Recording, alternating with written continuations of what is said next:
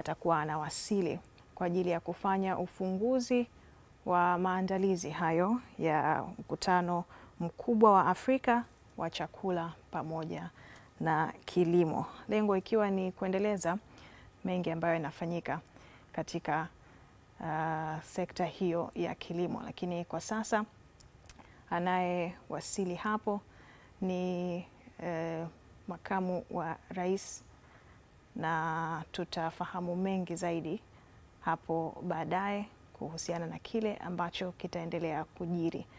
Lakini kwa mujibu wa protokali na kile ambacho kinaendelea kujiri, bila shaka muda si mrefu pia atawasili rais mwenyewe kwa ajili ya kuanza rasmi shughuli nzima. Ni Dr. Philip Mpango ndiye ambaye anawasili sasa katika viwanja hivyo vya Ikulu Dar es Salaam. Nikukumbushe ni uzinduzi wa maandalizi ya mkutano mkubwa wa Afrika wa chakula na kilimo ambao unatarajia kufanyika kuanzia Septemba 5 mpaka Septemba 8 ya mwaka huu.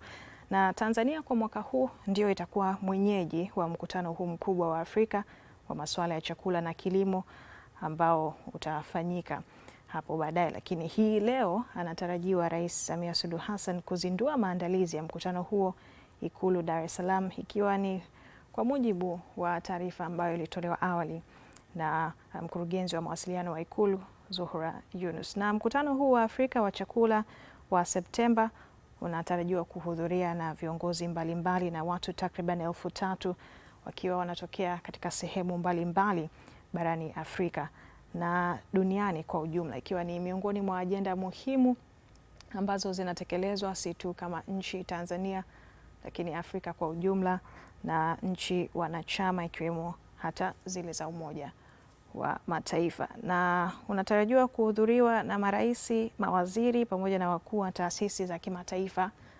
mbalimbali. Kwa hivyo kama nchi na kama sekta ambayo kwa takriban 60% watu wengi hufanya shughuli zao huko, ukiangalia mnyororo wa thamani, mnyororo wenyewe na mtiririko mzima wa namna ambavyo zipo fursa mbalimbali katika kilimo, utafahamu zaidi hapo. Na mkutano huo unaweka msisitizo zaidi kwenye ushiriki wa vijana pamoja na wanawake kama msingi wa mfumo endelevu wa chakula. Na ikiwa ni kwa mwaka huu Tanzania ikiwa imechaguliwa kuwa mwenyeji wa mkutano huo, na hii ni kutokana na hatua mbalimbali na kubwa za kimageuzi ambazo kama serikali na sekta ya kilimo imechukua tangu walipoingia madarakani takriban miaka 2 iliyopita, lakini hata kabla hatua mbalimbali ambazo zimekuwa zikichukuliwa na Wizara ya Kilimo, ikiwa kwa sasa tunafahamu kile kinachoendelea ni pamoja na kufanya ama kutekeleza mradi wa ubunifu wa Jenga Kesho Iliyo Bora, yani BBT, ambao unalenga zaidi kuwawezesha vijana ambao ndio nguvu kazi kubwa hapa nchini kuingia katika kilimo. Na serikali hii pia imewekeza nguvu nyingi kwenye masuala ya miundombinu, umwagiliaji, huduma za ugani, pembejeo, ruzuku ya mbolea na mbegu kwa viwango ambavyo havijawahi kufanyika katika miaka ya nyuma. Na yapo mengi ambayo pia yanatarajiwa kufanyika ikiwemo mageuzi katika sekta ya kilimo.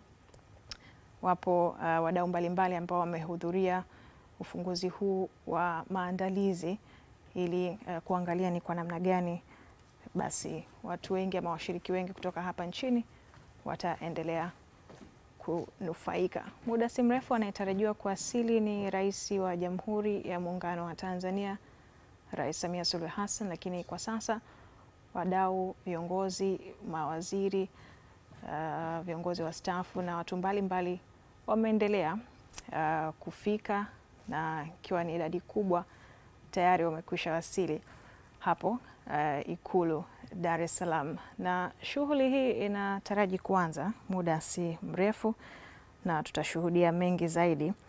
Kwa sasa tusikie kidogo kile ambacho kinajiri.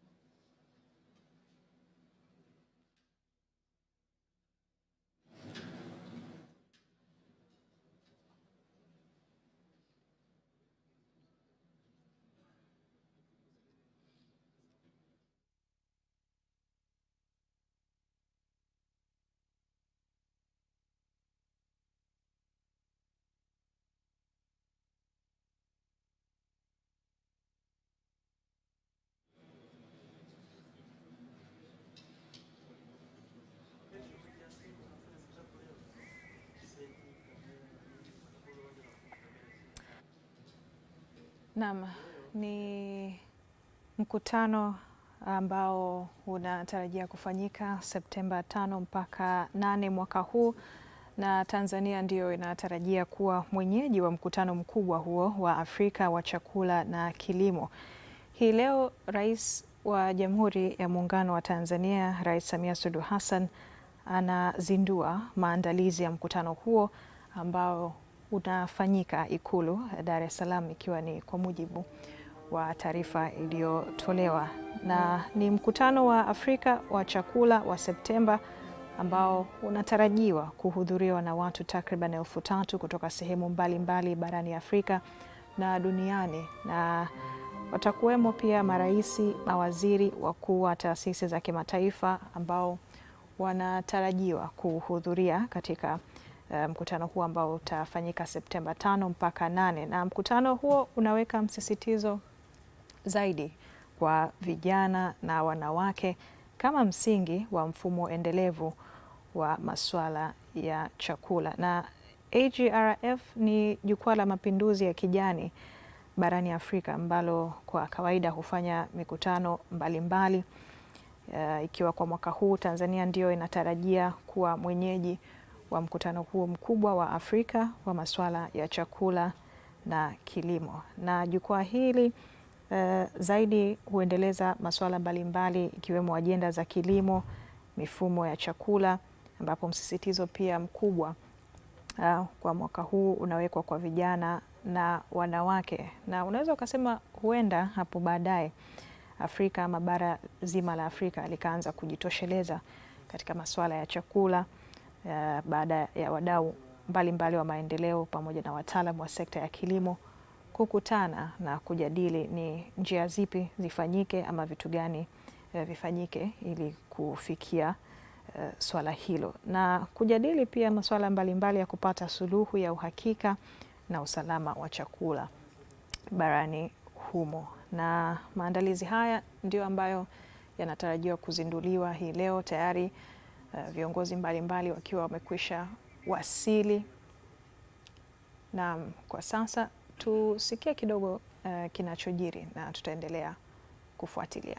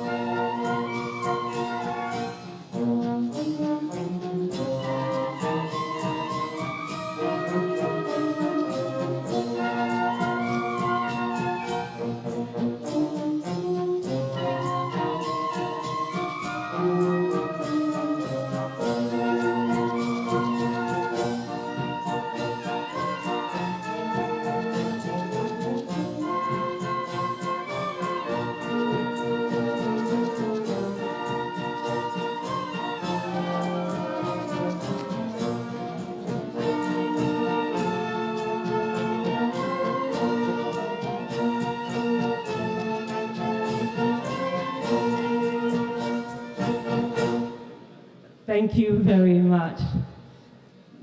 Good afternoon. My next statements are going to be in Kiswahili. In order for you to hear them, I'm going to encourage you to use the translation devices. And if you need one, kindly raise your hand, and my colleagues will pass one for you. Thank you.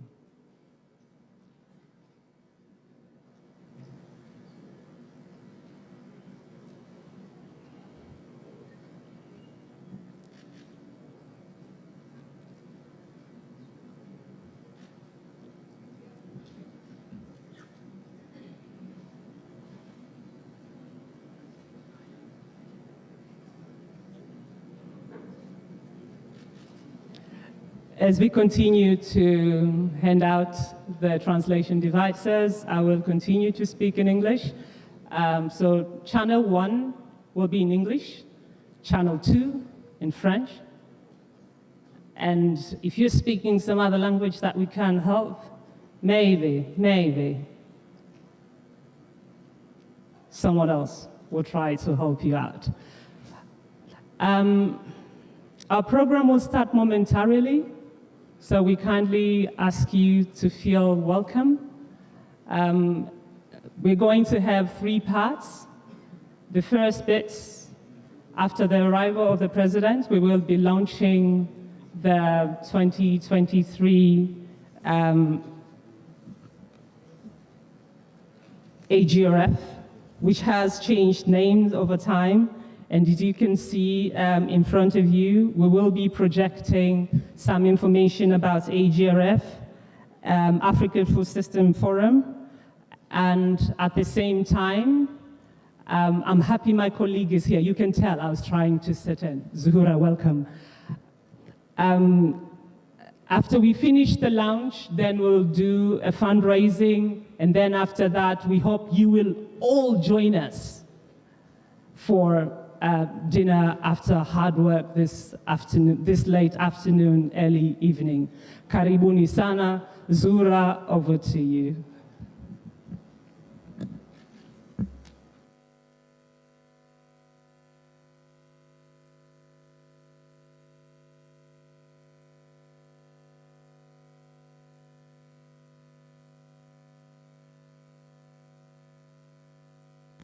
Asante sana Blandina. Nimeambiwa nizungumze kwa lugha ya taifa ya Kiswahili. Translation, you don't have the translation yet? No, I can see people have the gadgets. Some of you don't have the gadgets? Okay, let's deal with that. Aha, they're being distributed. Sorry about that. Hey. Can you kindly distribute the gadgets, please? The president will be here any moment now.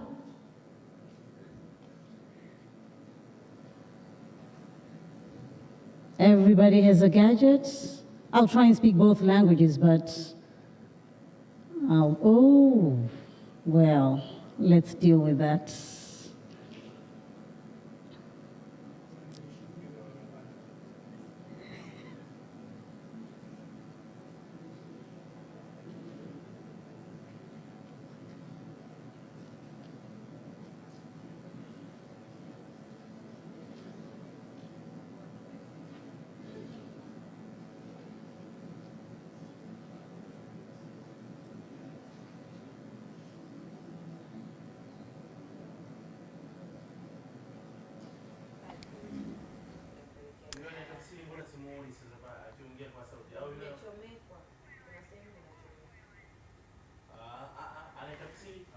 Naam, ni Ikulu Dar es Salaam hapo ambapo hii leo Rais Samia Suluhu Hassan atazindua maandalizi ya mkutano mkubwa wa Afrika wa chakula wa Septemba ambao unatarajiwa kuhudhuriwa na watu takriban 3,000 kutoka sehemu mbalimbali barani Afrika, na utaanza Septemba 5 mpaka Septemba 8 ya mwaka huu. Kwa sasa kinachofanyika ni viongozi mbalimbali kuwasili, ambapo idadi kubwa ya viongozi tumeshuhudia pia tayari wamekwisha wasili, maelekezo ya awali pia yakiwa yanatolewa pamoja na ratiba nzima, ikiwemo kubwa kwa sasa anayesubiriwa ni kuwasili kwa Rais Samia Suluhu Hassan. Nikukumbushe tu sasa ni kama dunia ikiwa inasaka njia mbalimbali za kuzalisha chakula kufikia angalau 70% ikifikapo mwaka 2050, ikilisha pia idadi kubwa ya watu ambao wanazidi kukumbwa na njaa ukiangalia bara zima la Afrika, na malengo zaidi ni kuwezesha nchi za Afrika kuweza kujitegemea kwenye masuala ya kilimo pamoja na masuala ya chakula, na AGRF yenyewe ikiwa ni jukwaa hilo ambalo linawakutanisha viongozi mbalimbali kutoka barani Afrika na kukuza uwekezaji wa dharura pamoja na sera za kusaidia kuongeza uzalishaji wa kilimo pamoja na kipato kwa wakulima wa Afrika, na zaidi ni kupitia mbinu za kilimo endelevu pamoja na mifumo ya kiubunifu na ufadhili wa kilimo, ikiwa ndio jambo kubwa na la msingi ambalo linatarajiwa kufanyika. Na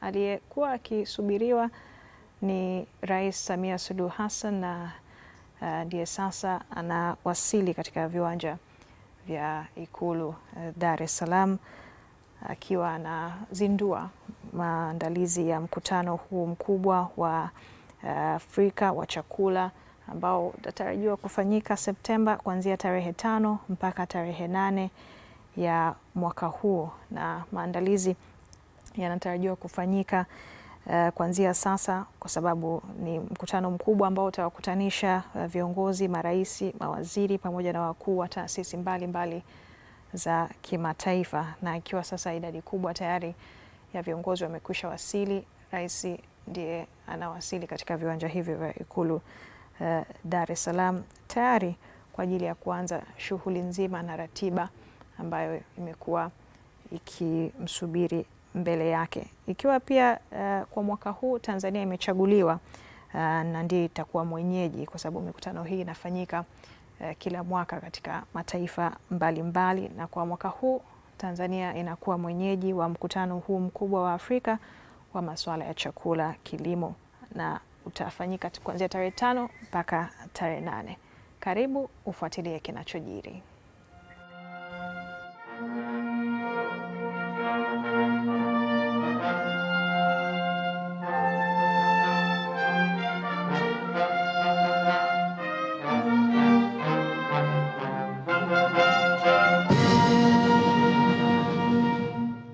Waheshimiwa viongozi pamoja na wageni waalikwa, karibuni Ikulu katika shughuli yetu ya kilimo.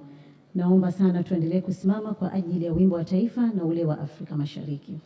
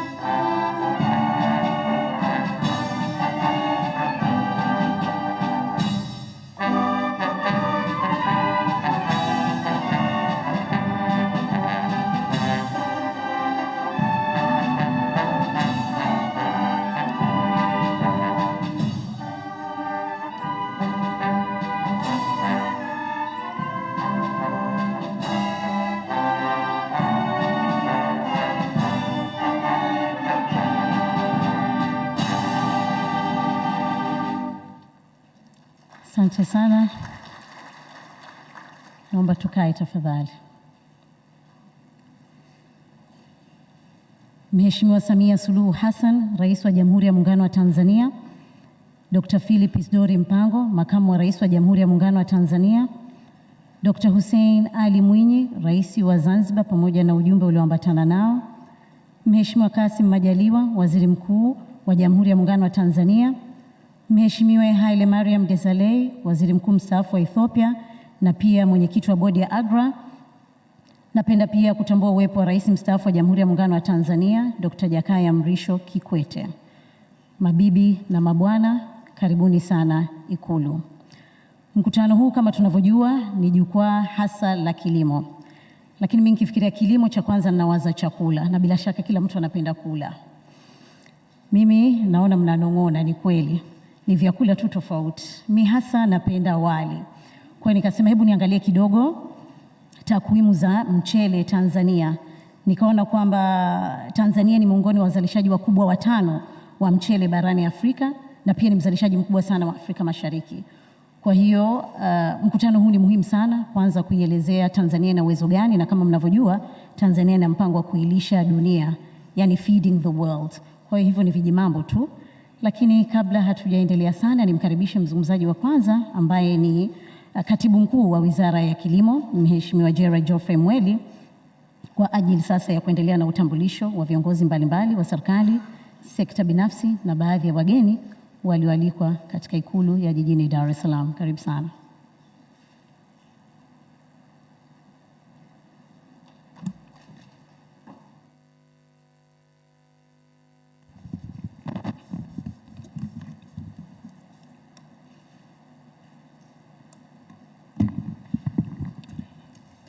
Mheshimiwa Samia Suluhu Hassan, Rais wa Jamhuri ya Muungano wa Tanzania. Mheshimiwa Dr. Isdori Philip Mpango, Makamu wa Rais wa Jamhuri ya Muungano wa Tanzania. Mheshimiwa Dr. Hussein Ali Mwinyi, Rais wa Zanzibar na mwenyekiti wa Baraza la Mapinduzi. Mheshimiwa Kassim Majaliwa, Waziri Mkuu wa Jamhuri ya Muungano wa Tanzania. Mheshimiwa Othman Masoud Othman, Makamu wa Kwanza wa Rais wa Zanzibar. Mheshimiwa Hemed Suleiman Abdullah, Makamu wa Pili wa Rais wa Zanzibar. Viongozi wote mliofika hapa leo, Jamhuri ya Muungano wa Tanzania. Mheshimiwa Rais, kwanza naomba nianze kwa kumshukuru Mwenyezi Mungu kwa kutujalia afya njema na kutuwezesha kukutana siku hii ya leo kwa tukio hili muhimu la kuzindua African Food System Forum ambao tunategemea kuihosti kama Tanzania kuanzia tarehe 5 mpaka tarehe 8 Septemba mwaka huu. Mheshimiwa Rais, jukwaa hili ndio jukwaa kubwa la majadiliano kuhusu kilimo na uwekezaji katika kilimo na biashara. Lilianza mwaka 2011. Mwaka 2012 Tanzania tulilihosti mjini Arusha, na hii kwa Tanzania itakuwa mara yetu ya pili. Mheshimiwa Rais, kama nilivyotambulishwa, mimi ni Katibu Mkuu na ni mara yangu ya kwanza kusimama hapa mara baada ya kuniteua tarehe 27. Hivyo naomba kwanza nitoe shukrani zangu za dhati kwako wewe binafsi, na ninaahidi kufanya kazi kwa bidii na kushirikiana na wadau wote wa sekta ya kilimo katika kuendeleza nchi yetu. Mheshimiwa Rais, nimeelekezwa hapa nitoe utambulisho wa viongozi na wageni wako wote ulioalika kwa ajili ya shughuli hii ya jioni ya leo. Kwa heshima kubwa, naomba nianze kwa kumtambulisha Mheshimiwa Dr. Isdori Philip Mpango, Makamu wa Rais wa Jamhuri ya Muungano wa Tanzania.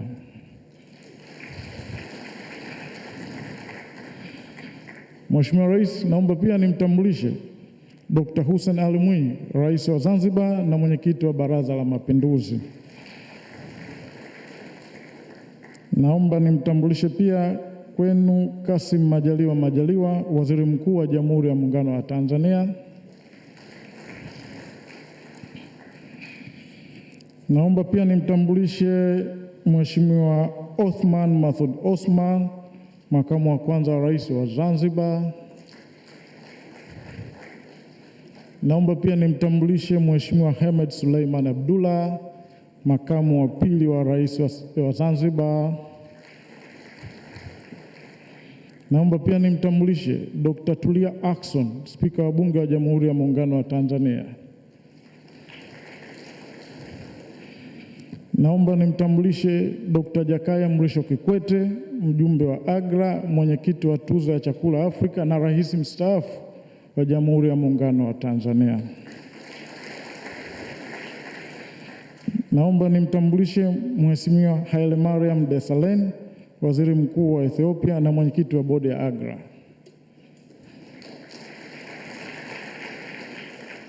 Naomba nimtambulishe Dr. Moses Mpogole Kusiluka, katibu mkuu kiongozi wa serikali ya Jamhuri ya Muungano wa Tanzania. Naomba pia nimtambulishe Mheshimiwa Zena Ahmed Said, katibu wa Baraza la Mapinduzi na katibu mkuu kiongozi wa Zanzibar. Naomba nimtambulishe Mheshimiwa Dr. Agnes Kalibata, rais wa AGRA. Pamoja na hawa waliokuwa hapa, Mheshimiwa Rais pia umemwalika rais wa IFAD ambaye amejiunga kwa njia ya mtandao. Anatusikia hivi sasa. Hivyo naomba nitambue Mheshimiwa Alvaro Lario, rais wa IFAD. Mheshimiwa Rais, naomba nitambue mawaziri na naibu mawaziri wote wale wa serikali ya Jamhuri ya Muungano wa Tanzania na serikali ya Mapinduzi Zanzibar.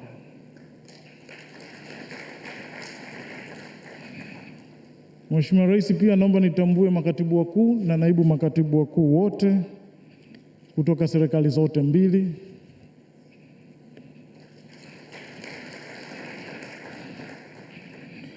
Naomba pia nitambue uwepo wa ndugu Emmanuel Tutuba, gavana wa Benki Kuu ya Tanzania. Tulimtegemea hapa. Naomba pia nitambue uwepo wa wakuu wa vyombo vya ulinzi na usalama.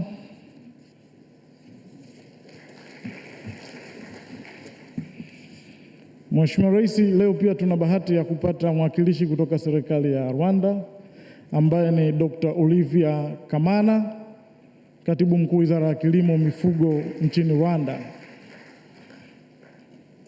Mheshimiwa Rais, naomba nitambue mabalozi na wakuu wa mashirika ya kimataifa wote wanaoziwakilisha nchi zao na mashirika yao hapa nchini kwa pamoja.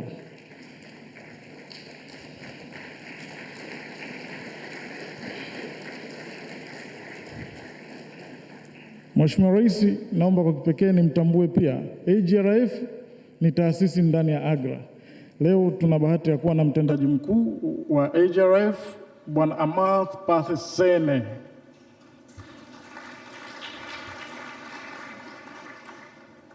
Mheshimiwa Rais, kupitia pia online tunaye mfanyabiashara na mdau mkubwa wa kilimo Bwana Strive Masiiwa na mwenyekiti wa Econet.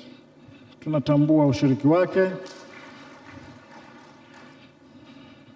Mheshimiwa Rais, pia naomba nitambue watendaji wenzangu na watumishi wenzangu kutoka taasisi zote za umma walioko hapa. Kwa umoja wenu naomba msimame.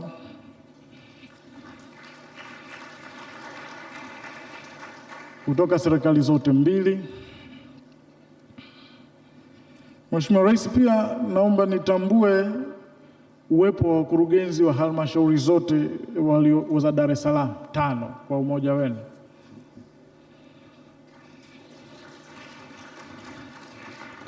Mheshimiwa Rais, AGRA ina washirika. Naomba nitambue ushirika wao na kwa ruhusa yako naomba niwatamke. Naomba nitambue ushiriki au partners wa AGRF, Wizara ya Kilimo kutoka Rwanda. Nitambue pia Animal Resource Minagri, African Development Bank, African Fertilizer Agribusiness Partnership, Alliance for Green Revolution as AGRA, African Union Commission, Bayer East Africa, Bill and Melinda Gates Foundation, CJR System Organization, Koteva Agri-Science, Foreign Commonwealth and Development Office, FCDO, Food and Agriculture Organization of the United Nations, FAO, Hayfata International, IDH, the Sustainable Trade Initiative, African Union Development Agency, IKEA, International Development Research Center, International Fund for Agricultural Development, IFAD, OCP Africa Group, Rockefeller Foundation, Southern African Confederation of Agricultural Unions, Syngenta Foundation, Tony Blair Institute, UPL, USAID, and Yara International. Naomba tuwapigie makofi. Mheshimiwa Rais, leo pia umezialika taasisi za fedha, mabenki. Naomba kwa wamoja wao wasimame wakiongozwa na mwenyekiti wao Bwana Sabi ambaye ni mkurugenzi mtendaji wa NBC. Naomba nitambue wamiliki na watendaji wakuu wa kampuni za madini, gesi na nishati wote waliokuweko hapa. Wamiliki na watendaji wakuu. Naomba nitambue wamiliki na watendaji wakuu wa kampuni za utalii pamoja na taasisi zinazosimamia sekta hii.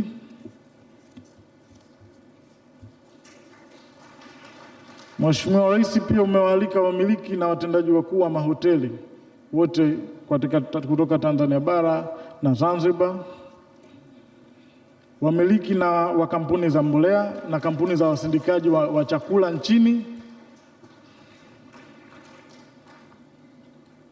Naomba nimtambulishe mwenyekiti wa TPSF. Naomba niwatambulishe wamiliki na watendaji wakuu wa vyombo vyote vya habari.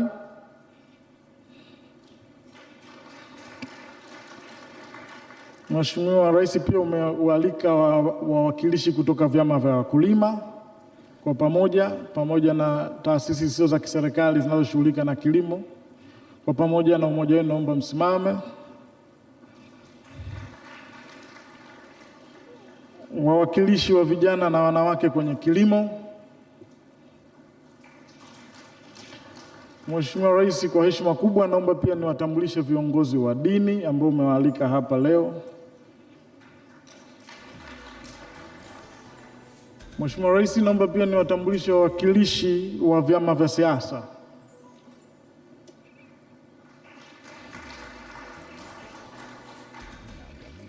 Mheshimiwa Rais, pia naomba nitambue wasanii wa fani zote na wanamuziki wote ambao wamealikwa hapa leo kwa umoja wenu.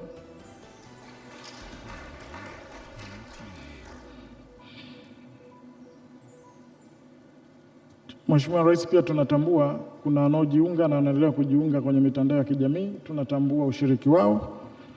Mheshimiwa Rais, nakushukuru sana kwa nafasi hii. Asante sana.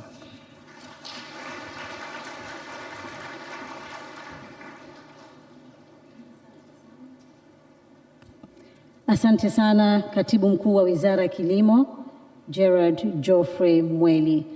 Na sasa tukiendelea na shughuli yetu hii, tutaonyesha kidogo mafanikio ya kilimo. Ni mengi lakini hatuwezi kuyasema yote.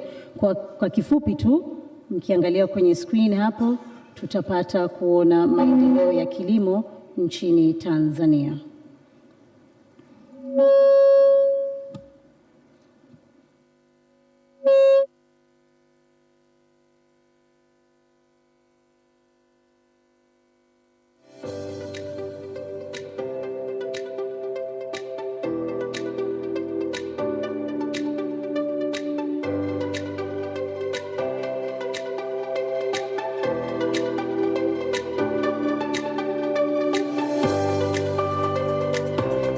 Tanzania, nchi yenye utajiri wa mali asili, utamaduni na urithi wa aina yake katika kilimo. Mamilioni ya watu wanategemea kilimo kupata ajira na lishe. Na sasa Tanzania inajivunia fursa ya kuwa mwenyeji wa mkutano mkubwa wa kilimo 15 kwa utafiti na uzalishaji wa mbegu mpaka zaidi ya bilioni 80. Lakini eneo la pili ambalo serikali imefanya ni kuongeza fedha kwa ajili ya kuwekeza katika miundombinu ya umwagiliaji. Kama tunavyofahamu kwamba sekta ya kilimo inaathiriwa sana sasa hivi na mabadiliko ya tabia nchi, Kwa hiyo ili kuwa na kilimo chenye uhakika, uwekezaji kwenye miundombinu ya umwagiliaji ni eneo ambalo muhimu sana. Tanzania itaongeza eneo la kilimo cha umwagiliaji kufikia hekta milioni 8.5 sawa na 50% ya eneo lote linalolimwa nchini ifikapo mwaka 2030. Hii ni nafasi ya pekee kwa bara la Afrika kuungana pamoja na kujadili na kutafuta mbinu za kukabiliana na changamoto za mifumo ya uzalishaji wa chakula na mazao mengine. Katika miaka ya karibuni, serikali imefanya mageuzi ya kisera, kisheria na kimkakati kufanikisha mikakati hiyo. Chini ya uongozi wa Rais Samia Suluhu Hassan, imebainisha kuwa vijana na wanawake ndiyo msingi wa mfumo endelevu wa chakula. Serikali imeamua kuwekeza fedha kwa ajili ya kuhakikisha kwamba sasa tunaanza program ya kuwapatia vijana ardhi, kuwawekea teknolojia, kuwapatia mitaji, na kama mnavyofahamu, sababu ya vijana kutokwenda kwenye shughuli za kilimo ni kutokuwa na uwezo wa kupata ardhi. Mabenki na taasisi za fedha haziwezi kuwakopesha. Kwa hiyo serikali imeanzisha program ya BBT ambayo inalenga hasa vijana na kina mama, na programu hii ina window ya soft loan na grants, lakini vile vile ina window ya kuwapatia ardhi. Serikali inachukua ardhi, inasafisha, tunaweka miundombinu ya umwagiliaji, tunawapatia vijana ardhi na wanamiliki ardhi na tunawatrain, na programu hiyo imeanza sasa hivi. Hatua hiyo ya serikali kuanzisha miradi ya mashamba makubwa ya pamoja, yani block farming, ni neema ya kuwainua vijana kiuchumi na kuimarisha uzalishaji wa chakula. Kwa sisi vijana binafsi ni kwamba tumeshukuru sana uwepo wa serikali kwa kutushika mkono sisi vijana, kwa sababu ni kwamba tulikuwa tunapata shida katika masuala ya masoko. Unakuta tunalima kilimo kikubwa, halafu kwenye kupata kipato ananufaika mtu wa katikati ambaye ni dalali. Kwamba utalima afu akaambia mimi mzigo uchukue ila kwangu. Kwa kuwa serikali imeingia hapa katikati, itatusaidia vizuri kabisa kwamba tunalima, tunajua soko lilipo, kwamba unalima unajua pesa ilipo kwa wakati mmoja. Kwa kufanya kazi kama kikundi tunasaidiana, mambo yanaenda sawa. Kwa sababu tunakuwa tunashirikiana wengi, mtaji unakuwa mkubwa. Tunashirikiana, tunapata tunachopata angawa na riziki. Kwa hiyo ninufaisha kwa sababu utakuwa umetupa nguvu na umoja kwamba tufanye hivi, tugrend hivi ili tufike sehemu fulani. Ya serikali itakuwa imetusaidia sana. Mchango wa wanawake katika uzalishaji wa chakula hauna maswali, na katika mipango mipya ya serikali katika awamu ya 6 wanapewa kipaumbele kikubwa zaidi. Tumelipokea kwa mikono miwili na tumefurahia sana kujiunga na vikundi vya kilimo. Kwa upande wetu sisi tutaona ni jambo nzuri. Kwanza tutafurahi sana, maana kuwekwa mbele ni sasa na kusema tumepata kipaji kikubwa sana cha uchumi, na vile vile itatusaidia kutugomboa hali ya maisha tulionayo. Tuko tayari sana, maana kila tukiongezea ndo tunazidi kupanda juu. Nazidi kuongeza ule mtaji wetu, kilimo chetu kinaongezeka, au kama mtaji mwingineo tunauweza. Serikali inalenga kutengeneza ajira kwa vijana na wanawake zaidi ya milioni 3 katika sekta ya kilimo, kupunguza umasikini ifikapo mwaka wa 2025. Tanzania, nchi yenye watu zaidi ya milioni 60, inaongeza msukumo mkubwa katika kilimo cha umwagiliaji kwa mashamba makubwa na madogo, kuongeza tija katika uzalishaji. Serikali inakusudia kuongeza mauzo ya mazao ya bustani, yani horticulture, kutoka dola za Marekani milioni 750 kwa mwaka hadi dola za Marekani bilioni 2 mwaka 2030. Kwa pamoja, mipango hii inatarajiwa kufungua fursa kubwa zaidi zitakazowezesha mapori kugeuzwa kuwa mifumo ya uzalishaji na uchakataji wa chakula. Tanzania inakadiriwa kuwa na watu milioni 80 ifikapo mwaka 2030. Lengo la Rais Samia Suluhu Hassan ni kukuza sekta ya kilimo kwa wastani wa 10% na kuongeza mauzo ya nje dola bilioni 5 ili kupunguza umasikini kwa 50% ifikapo mwaka 2030. Mkutano wa Septemba unatarajiwa kufungua fursa kwa wawekezaji wa ndani na kutoka nje. inaleta mwamko wa kipekee kwa wakulima na wachakataji ambao wako kwenye minyororo mbalimbali ya mazao, kuanza sasa kuwekeza mitaji mikubwa katika sekta yetu ya kilimo, lakini vile vile kuwekeza katika viwanda vya uchakataji na kutoa ajira. Kwa hiyo ni fursa pekee ya Tanzania kuitangazia dunia. Nafikiri huo muda ukifika, dunia nzima itakuwa inaangalia hapa, na kwamba tutumie fursa yetu ya rasilimali ardhi, mito, watu pamoja na wawekezaji ili kuweza kuonesha kwamba Tanzania inayo fursa kubwa sana ya kuchangia katika uzalishaji wa chakula. Unakaribishwa ifikapo Septemba mwaka huu wa 2023 kwenye jukwaa la mifumo ya chakula Afrika, yani Africa Food Systems Forum, na uwe sehemu ya mageuzi ya kilimo kwa ajili ya Afrika na nje ya mipaka ya bara hili.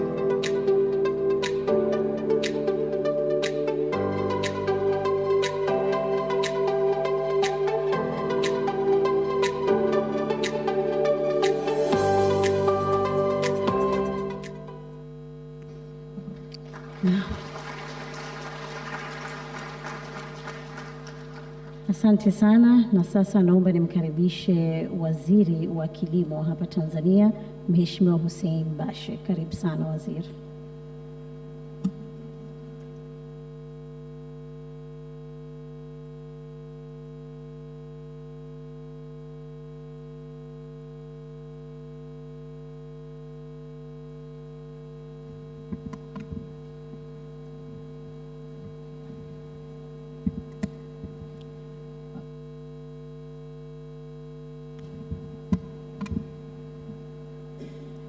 Mheshimiwa Rais wa Jamhuri ya Muungano wa Tanzania Dr. Samia Suluhu Hassan, Mheshimiwa Makamu wa Rais wa Jamhuri ya Muungano wa Tanzania Dr. Philip Isidori Mpango, Mheshimiwa Rais wa Serikali ya Mapinduzi ya Zanzibar Dr. Hussein Mwinyi, Mheshimiwa Waziri Mkuu wa Jamhuri ya Muungano wa Tanzania Mheshimiwa Kassim Majaliwa, Mheshimiwa Makamu wa Kwanza wa Rais wa Serikali ya Mapinduzi ya Zanzibar Mheshimiwa Othman, Mheshimiwa Makamu wa Pili wa Rais wa Serikali ya Mapinduzi ya Zanzibar Mheshimiwa Abdullah, Mheshimiwa Spika wa Bunge la Jamhuri ya Muungano wa Tanzania, Mheshimiwa Rais Mstaafu wa Jamhuri ya Muungano wa Tanzania na board member wa AGRA Mheshimiwa Dr. Jakaya Mrisho Kikwete, Mheshimiwa Mwenyekiti wa AGRA Board,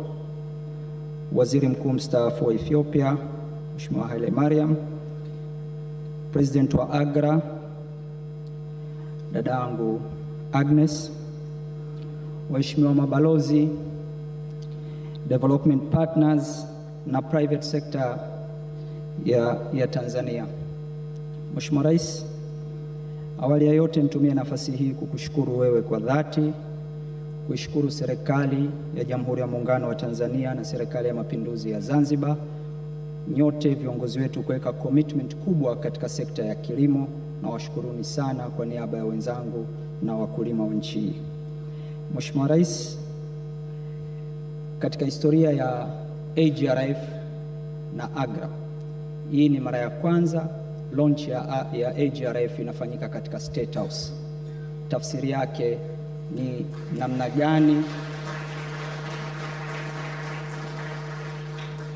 gani wewe binafsi na serikali unayoiongoza umeamua kuweka commitment ya kutosha katika eneo hili.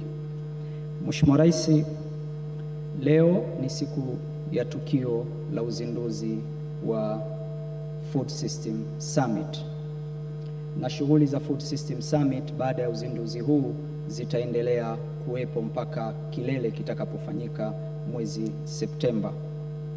Na eventi hii ndio event kubwa ya shughuli za kilimo Afrika. Nitumie nafasi hii kuwashukuru AGRF na kuwashukuru AGRA kwa imani na commitment walioionyesha na kuiamini serikali ya Jamhuri ya Muungano wa Tanzania kuweza kuhost event hii. Tunawashukuru sana na tutaendelea kuwapa ushirikiano. Mheshimiwa Rais, kwa niaba ya Wizara ya Kilimo naomba nitumie nafasi hii kuwashukuru AGRA rasmi. Nawashukuru kwa support wanayotupa na ushirikiano wanaotupa katika shughuli zetu za kila siku. Nawashukuru development partners wote walioko hapa, USAID na wenzao, IFAD na wengine wote kwa support kuendelea kutupa kwenye shughuli za kilimo. Mheshimiwa Rais, lakini vile vile niishukuru sekta binafsi ya Tanzania, na niishukuru hasa wale wanaonunua na kuchakata mazao ya wakulima, lakini vile vile niishukuru sekta ya fedha.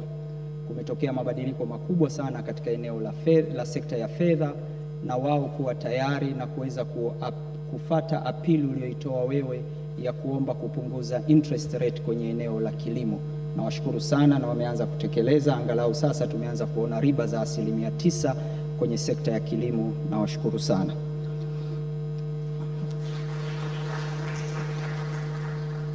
Mheshimiwa Rais, jukwaa hili linawakutanisha wataalam, linawakutanisha investors, linawakutanisha players wote wa sekta ya kilimo. Kama ulivyoagiza kwamba jukumu letu sisi kama nchi ni kuzalisha kwa ajili ya chakula chetu na kuzalisha kwa ajili ya kuhudumia wenzetu Afrika. Tanzania ina potential ya zaidi ya hekta milioni 44 zinazofaa kwa kilimo. Tanzania ina potential ya hekta zaidi ya milioni 29 zinazofaa kwa umwagiliaji. Tunao uwezo na tumeiona commitment yako ya kisiasa na utayari wa kuwekeza bajeti. Nitumie nafasi hii kulishukuru Bunge la Jamhuri ya Muungano wa Tanzania kwa kuendelea kutupa support na kuendelea kutupitishia bajeti kila tukifika, na wao wenyewe kuweka mkazo katika eneo hili, na nitumie nafasi hii kuitambua kamati yangu Mheshimiwa Rais ya kilimo, mifugo, uvuvi, na mwenyekiti yupo, makamu mwenyekiti yupo kwenye kikao hiki, na walikuwa kwenye ziara, wameamua kukatisha ziara na wameweza kushirikiana na sisi. Mheshimiwa Rais, Tanzania ina intention ya kufeed itself na kufeed others commercially, na umesukuma ajenda ya kuwa kilimo ni biashara, sio tena way of life na kwa ajili ya kusustain matumbo yetu kwa kujilisha. Ni njia ya uhakika kwa ajili ya kuondoa umaskini, na umeonyesha hii kwa vitendo, na sisi tunakushukuru sana kwa dhati kabisa kama wizara. Nataka tu niwahakikishie sekta binafsi ya Tanzania, population ya dunia inaongezeka, population ya Afrika inaongezeka. Huu ndio wakati wa kuja kuwekeza katika sekta ya kilimo. Karibuni. Serikali imeweka miundombinu yote, tumeandaa ardhi ambayo tuko tayari kuwapatia sekta binafsi waweze kuwekeza, na forum hii ni kwa ajili ya kuattract mitaji. Tumie nafasi hii kuappeal na kuwaomba wafanyabiashara na wawekezaji wa Kitanzania, come all, come one, tuweze kushirikiana pamoja kwa ajili ya kuwekeza, kwa ajili ya kuhakikisha usalama wa chakula wa nchi yetu, usalama wa chakula wa Afrika, na hii ndio ajenda kuu ya Afrika na ajenda kuu ya Jamhuri ya Muungano wa Tanzania, na Rais Samia amekuwa champion na amekuwa tayari kwa ajili ya kuhakikisha kuwa Afrika inajitosheleza kwa chakula na Tanzania inajitosheleza kwa chakula, na uchumi wa nchi zetu unabebwa na sekta ya kilimo ambayo ndio imeajiri sehemu kubwa ya nchi yetu. Natumia nafasi hii kukushukuru tena Mheshimiwa Rais kwa commitment yako. Naishukuru serikali na viongozi wote wakuu wa nchi hii kwa commitment, na washukuru development partner kwa support, na naishukuru AGRA kwa free consultancy ambayo wamekuwa wametupa. Mheshimiwa Rais, mbele yako nimshukuru sana Agnes, Rais wa AGRA, kwa ushirikiano na utayari wa yeye kudeploy timu yake kwa ajili ya kutusaidia sisi kama serikali na wizara yako ya kilimo kuweza kutengeneza program mbalimbali ambazo tunazitumia sasa hivi na tumeanza kuziinvest. Agriculture is a long term investment, inahitaji patience, na Rais ameonyesha hiyo commitment. Mheshimiwa Rais, ni kuhakikishie mimi na wenzangu hatutakuangusha katika hili, na washukuruni sana. Karibuni sana kwenye AGRF, karibuni Tanzania. Asante.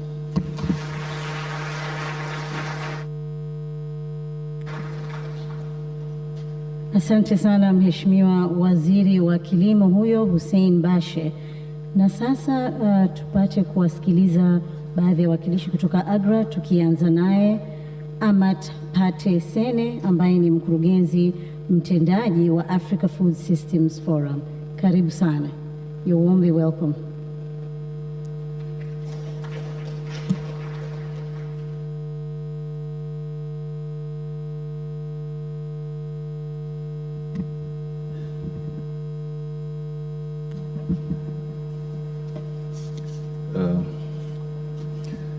Excellency Dr. Samia Suluhu Hassan, President of the United Republic of Tanzania, Your Excellency Dr. Hussein Al-Mwinyi, President of Zanzibar, Your Excellency Haile Mariam Desalegn, former Prime Minister of the Federal Democratic Republic of Ethiopia and Chair Board of AGRA and AGRF Partners, Your Excellency Dr. Jakaya Kikwete, former President of the United Republic of Tanzania and Chair of the Africa Food Prize, Honorable Minister, distinguished guests, ladies and gentlemen, good afternoon. Bonsoir, bon dia, salamu alaikum. I am deeply honored to be here with you this afternoon for the official launch of the Africa Food System Forum 2023. Our common goal this year is to organize the best ever AGRF with the highest leadership representation, but more importantly, giving priority space to the participation of youth and women in both pre-summit, but also during the summit in September 4th to 8th this year. We want this year to go beyond a standalone event and leave a legacy for youth and women for years to come across the continent and in Tanzania. Your Excellency, since its creation in 2006 by Yara in Norway, and thanks to our current 26 partners and the government of Tanzania that hosts the Secretariat, AGRF has become the world premier forum for bringing stakeholders in the agricultural landscape together to share best practices, solution, knowledge, listen, learn, and concrete action to move the agricultural agenda in this continent. Previously known as the Africa Green Revolution Conference, the forum evolved to become the African Green Revolution Forum, and last year was rebranded as the African Food System Forum. Over the years, this forum, our forum, has accumulated significant convening power, which is used to move the continental agenda on setting the agricultural agenda, food system, strategic partnership, investment, but more importantly, sharing experience across the continent. But we still need to do more, and urgently, given the challenge we face in our continent. Feed our people and create more jobs for youth and women. We don't need also to leave those who are marginalized, smallholder farmers, still left behind. Your Excellency, under the theme of Recover, Regenerate and Act, AGRF 2023 is all about innovation and leadership. As we can see today in this room, the format of the launch, the diversity of the partners in this room. Asante sana, Tanzania, for innovating and raising the bar higher.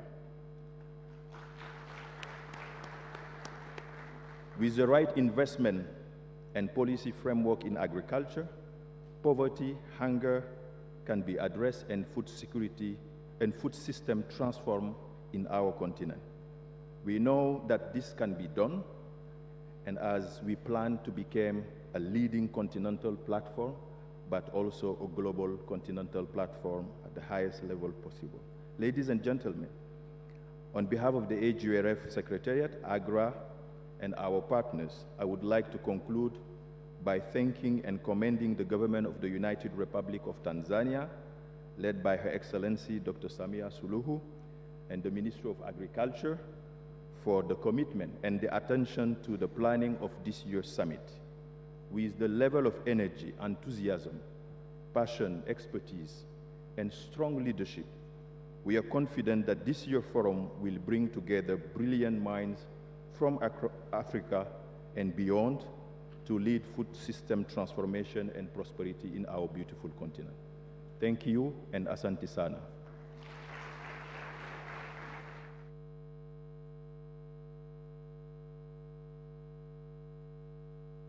Asante sana Bwana Amat Pate Sene, mkurugenzi mtendaji wa Africa Food Systems Forum. Na sasa basi kuna viongozi wengine ambao wangetamani sana kuwa nasi lakini hawakujaliwa kufika, lakini wakaona acha angalau wajirekodi watoe salamu zao. Kwa hiyo tutaona kwa njia ambao tayari wameshajirekodi. Wa kwanza ni Bwana Strive Masiyiwa ambaye ni mwenyekiti wa Econet. Baada ya hapo tutamsikiliza mwingine naye ambaye hakujaliwa kufika. Strive.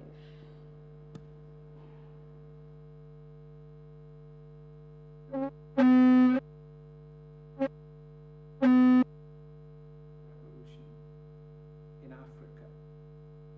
I was privileged and really greatly honored to have been there at the founding of AGRA, when we came together under the leadership of the late Kofi Annan,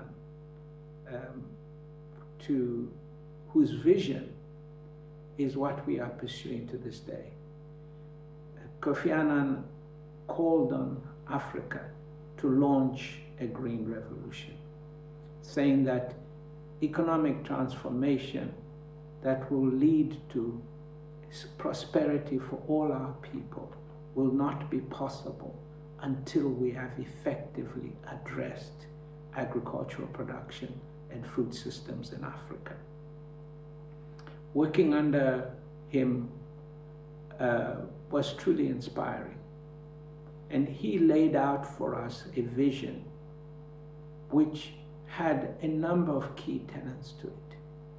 Firstly, this had to be an African green revolution, led by Africans whose people are fully involved as inclusively as possible, whilst at the same time recognizing that the majority of Africa's farmers are smallholder farmers, recognizing that the majority of the people working on the land are women, and that the smallholder farmers are aging. Therefore, we have to be bringing in young people into agriculture. We recognized very early on that climate change was a reality. I remember traveling with the late Kofi Annan to Mali and meeting women farmers who told us of failing crops. And we set out back then to not only alert the world of the reality of the changes that were taking place, but to begin to put in place programs for resilience and drought-resistant seeds, and ensuring sustainability of our agricultural systems. So it's really a great honor again to return to the foundation, albeit in my capacity as a chairman emeritus, to see the work that has been done ably by my colleagues and successors in this work. And also to express my deep appreciation to the government of Tanzania and President Hassan for championing this year's forum. We are greatly indebted to you, ma'am. Tanzania was always a central country in our work, in one of the early nations where we worked.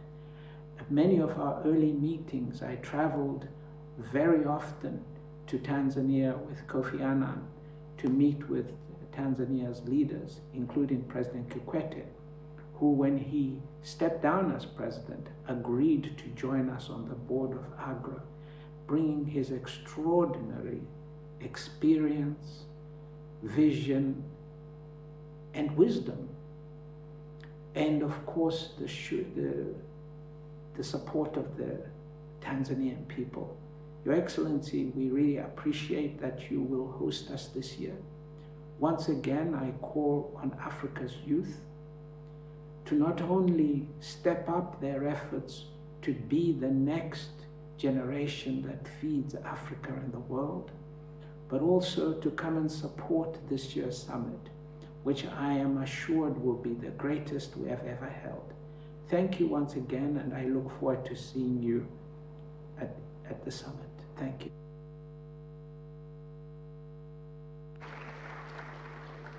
Asante sana. Huyo ni Bwana Strive Masiyiwa, ni mwenyekiti wa Econet. Na kama nilivyosema awali, kuna mwingine pia angetamani kuwa nasi lakini hakuweza kufika, ni rais wa IFAD Alvaro Lario.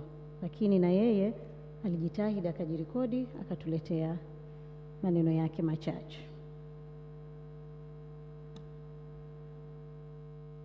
Excellencies, distinguished ladies and gentlemen, thank you for this opportunity to address you by video message. I only regret not being able to be with you in person. Today, multiple factors are driving up hunger and malnutrition across Africa and across the globe. These include climate change, conflicts, and ongoing economic inequalities. It is projected that nearly 670 million people, that is 8% of the world's population, will still be affected by hunger in 2030. This is similar to the number in 2015, when the Sustainable Development Goals were adopted. We cannot allow this to happen. African Green Revolution Forum is a crucial platform to forge partnerships for meaningful change and to agree on how to deliver on the ground for Africa's poorest and most vulnerable people. I am proud to say that IFAD has been a strategic partner of the AGRF since its inception over a decade ago, and it is a member of its steering committee. Together, we have mobilized climate finance, leveraged private sector investment, and invigorated markets for Africa's young entrepreneurs. While the situation today is challenging, the potential for what we can achieve together is limitless. By 2050, it is estimated that the food sector in Eastern and Southern Africa alone could experience an 800% increase in value. Together, we can make sure that the millions of rural communities producing, processing, and distributing food across the continent are among the first to benefit. Small-scale farmers, rural women, or young people entering the labor market. We can do this by making sure better farm inputs and technologies are available for small-scale farmers, by ensuring rural small businesses have the services and infrastructure they need to thrive, by bringing about the conditions for women to be able to take charge of their lives and benefit from economic opportunities, and by supporting rural people in managing water, soil, and in restoring ecosystems. All of these have been priorities of IFAD's work with the United Republic of Tanzania since 1980. In collaboration with the government, we have achieved tremendous transformations in Tanzania's agriculture and rural economies. Today, Tanzania is a leader in pulses production, and it has become a breadbasket for East Africa. It has also shown its ongoing commitment through its agriculture sector development strategy, now starting its second phase under the leadership of President Hassan. IFAD works to transform agriculture, rural economies, and food systems. We target the most vulnerable rural populations, and more than half of our investment goes to Africa. IFAD was created at the height of the world's food crisis of the 1970s. Now, more than 40 years later, we face another crisis. Our upcoming IFAD 13 replenishment is crucial to our ability to play a role in supporting an inclusive transformation of Africa's food systems. As ever, we are grateful for the support and the partnership of AGRF as we work towards a future free of hunger. Distinguished ladies and gentlemen, I look forward to the AGRF in Dar es Salaam later this year and extend my congratulations to the Head of State of the United Republic of Tanzania, Her Excellency Samia Hassan, to AGRA and to AGRF partners for a successful launch event.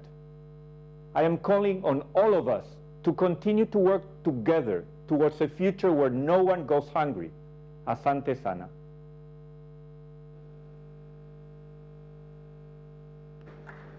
Asante sana. Huyo ni Bwana Alvaro Lario, rais wa IFAD. Na kabla hatujaendelea kabla kumsikiliza rais wa AGRA, Dr. Agnes Kalibata, naomba kidogo nimkaribishe Waziri wa Mifugo na Uvuvi wa hapa Tanzania, Mheshimiwa Abdallah Ulega, kwa maneno machache angalau wasalimie, maanake naambiwa kilimo ni mifugo pia ni sehemu yake kwa upande mmoja, na samaki nampenda na uvuvi.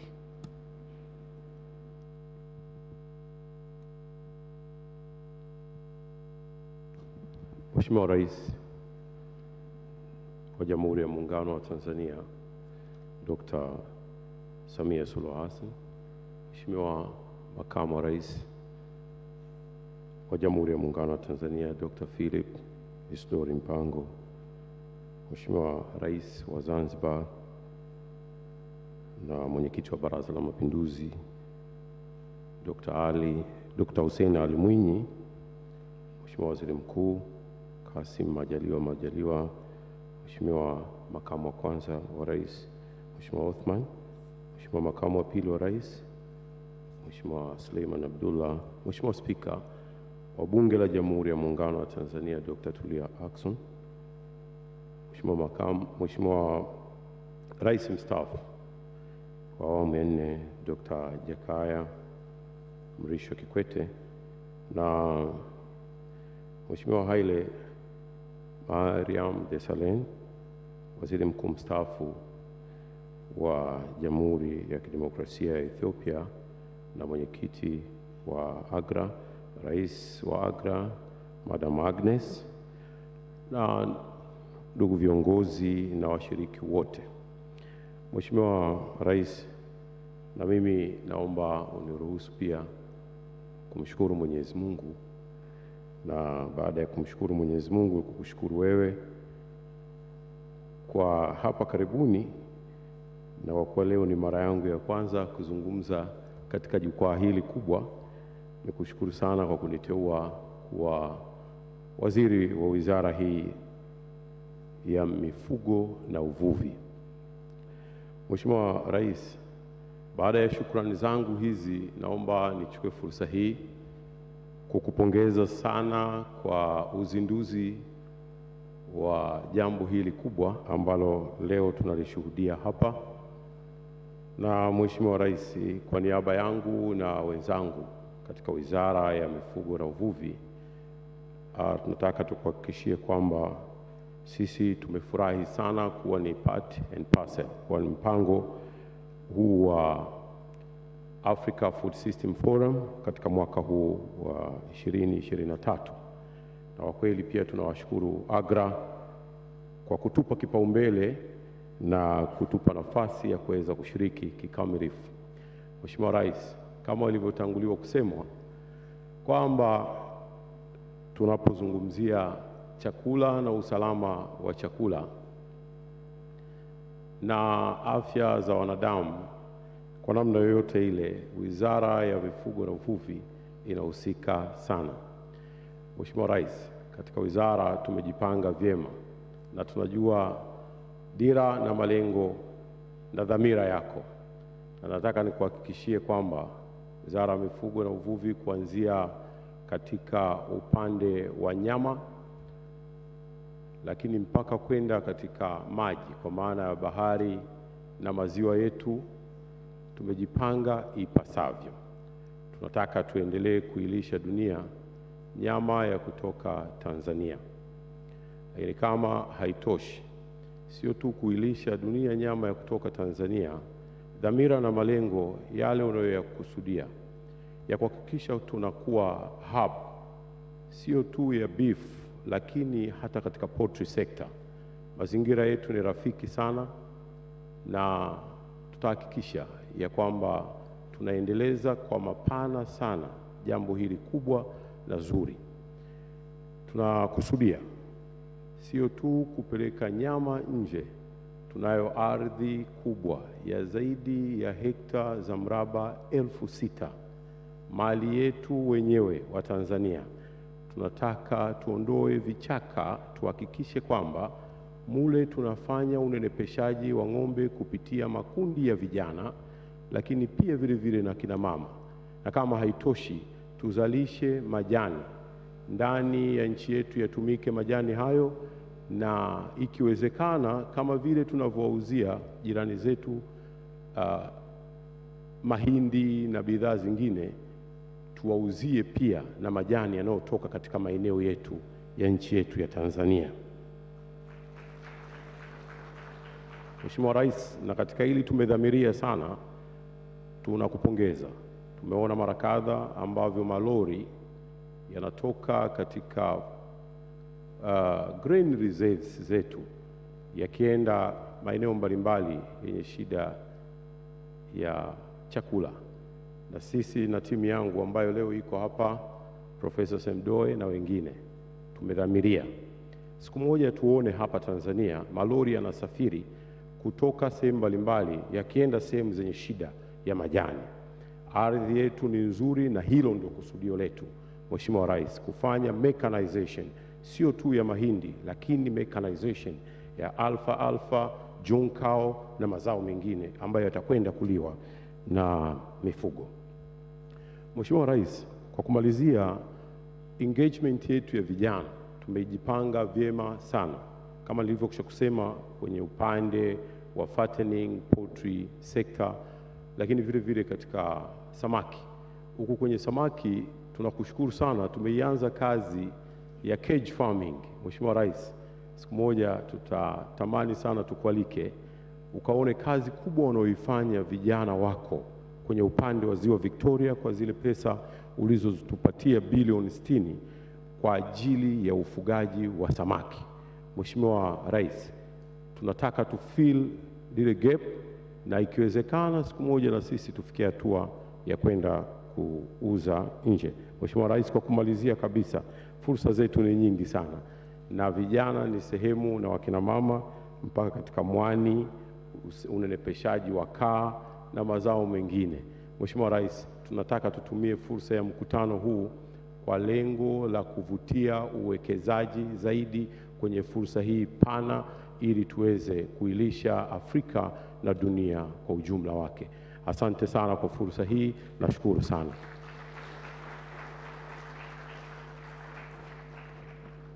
Asante sana Mheshimiwa Abdallah Ulega, Waziri wa Mifugo na Uvuvi. Sasa nimeona ngoja kidogo tuamshe tupate burudani na msanii maarufu sana hapa Tanzania, hasa kwenye swala la mashairi, anaitwa Mrisho Mpoto, kabla hatujaenda kwa rais wa AGRA. Mrisho Mpoto, tafadhali lete mambo.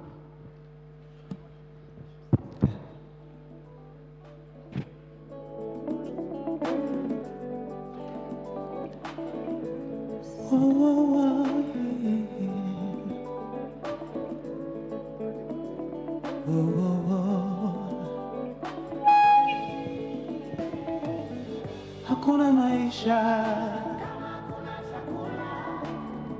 hakuna maendeleo kama hakuna chakula, hakuna amani kama hakuna chakula. Kilimo ni ndoto yangu mimi, kilimo ni ndoto yangu mimi. Hakuna maisha, kama hakuna chakula, hakuna maendeleo kama hakuna chakula, hakuna amani kama hakuna chakula. Kilimo ni ndoto yangu mimi, kilimo ni ndoto yangu mimi.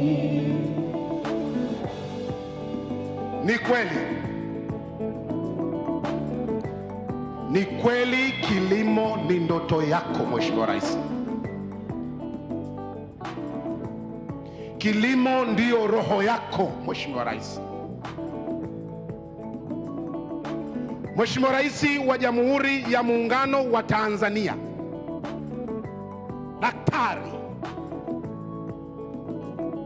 mama yetu Samia Suluhu Hassan, kipenzi cha Watanzania, naomba leo katika mkutano mkubwa nyeti muhimu, watu wakiwa na afya njema, wakiwa wenye furaha, naomba uniruhusu niseme. Mheshimiwa Rais, naomba nataka niseme kuhusu chakula.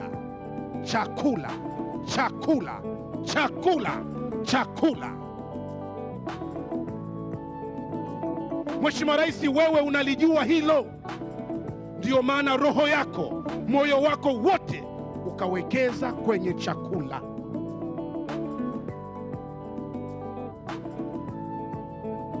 Mheshimiwa Rais, hapa Tanzania na mtaani kuna maswali mengi watu wanajiuliza.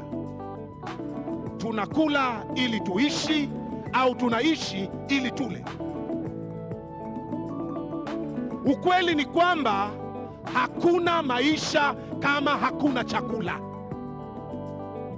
Hakuna maendeleo kama hakuna chakula. Hakuna amani kama hakuna chakula. Mheshimiwa Rais, naomba leo nizungumze na Watanzania wote milioni 61,741,120 wote wasikie na wajue.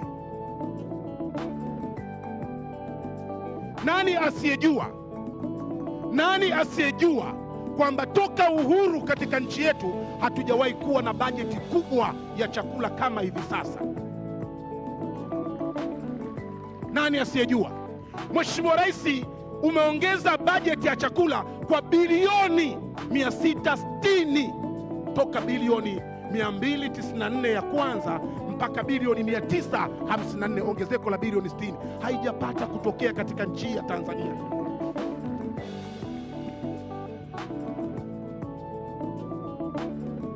Mheshimiwa Rais, nataka niwaambie na naikumbuka sauti yako na yakumbuka maneno yako, hayajawahi kutoka kwenye masikio yangu.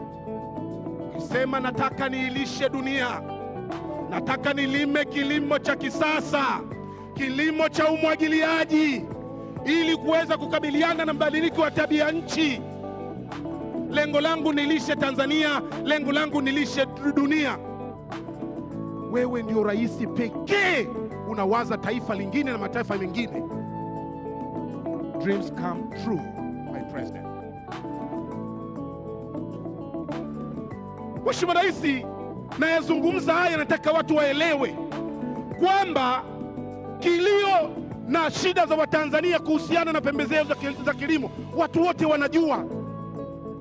Wakulima wamelia, wakulima wamelalamika, lakini umekwenda kuongeza na kuwapa pembejeo za kilimo wa Tanzania walime kwa tija.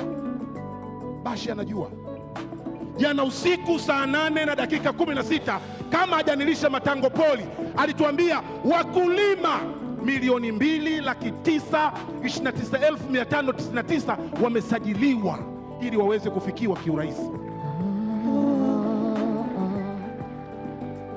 Lakini Mheshimiwa Rais, mpaka tunavyozungumza leo, tani 229,000 ziko kwenye mashamba ya wakulima 519 zinafanya kazi.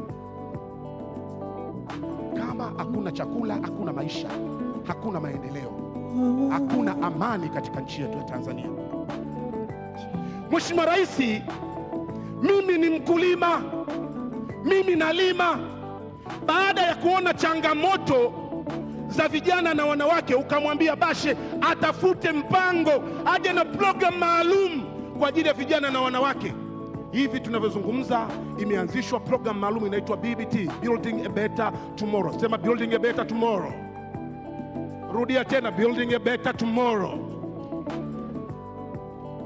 Mheshimiwa Rais, vijana 812 wamesajiliwa, na wiki ijayo wanaingia katika mafunzo maalum, program maalum kwa ajili ya kupewa uwezo wa ujasiriamali kwenye kilimo. Mheshimiwa Rais na wageni, nataka niwaambie, ndiye rais pekee aliyetenga shilingi bilioni 300 katika sekta ya kilimo cha umwagiliaji. Hivi tunavyozungumza, mifumo ya miundombinu inatengenezwa na kazi inaendelea.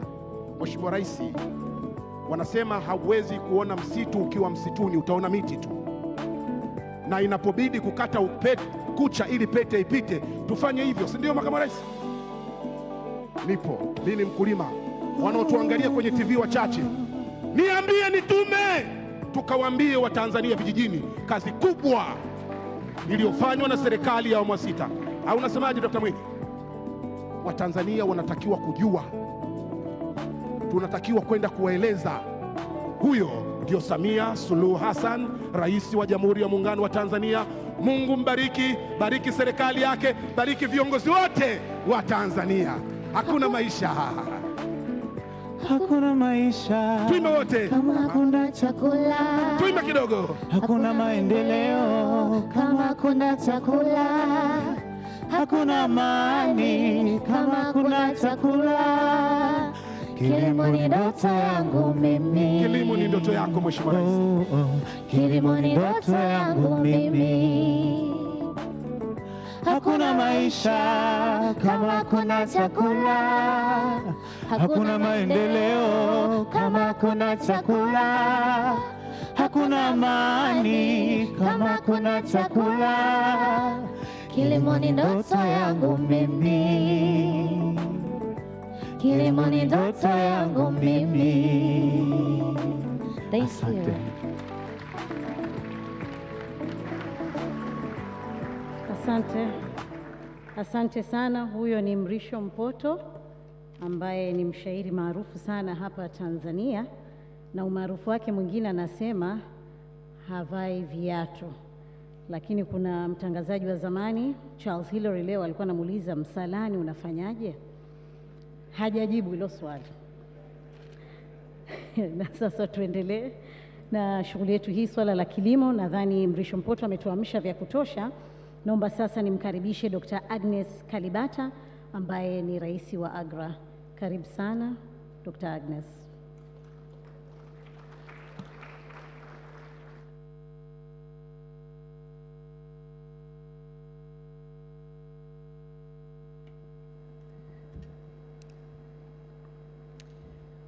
Your Excellency, Dr. Samia Suluhu Hassan, the President of the Republic of Tanzania, Your Excellency Hassan Ali Mwinyi, the President of Zanzibar, Your Excellency, the Vice President of Tanzania, Your Excellency, the Prime Minister of Tanzania, Your Excellency Jakaya Kikwete, the former President of the Republic of Tanzania and AGRA board member, and Your Excellency Prime Minister Haile Mariam, the Chair of the AGRA board, Excellencies, Honorable Ministers, ladies and gentlemen, it's a great honor to be here and to be part of launching the Africa Green Revolution, the Africa Food Systems Forum.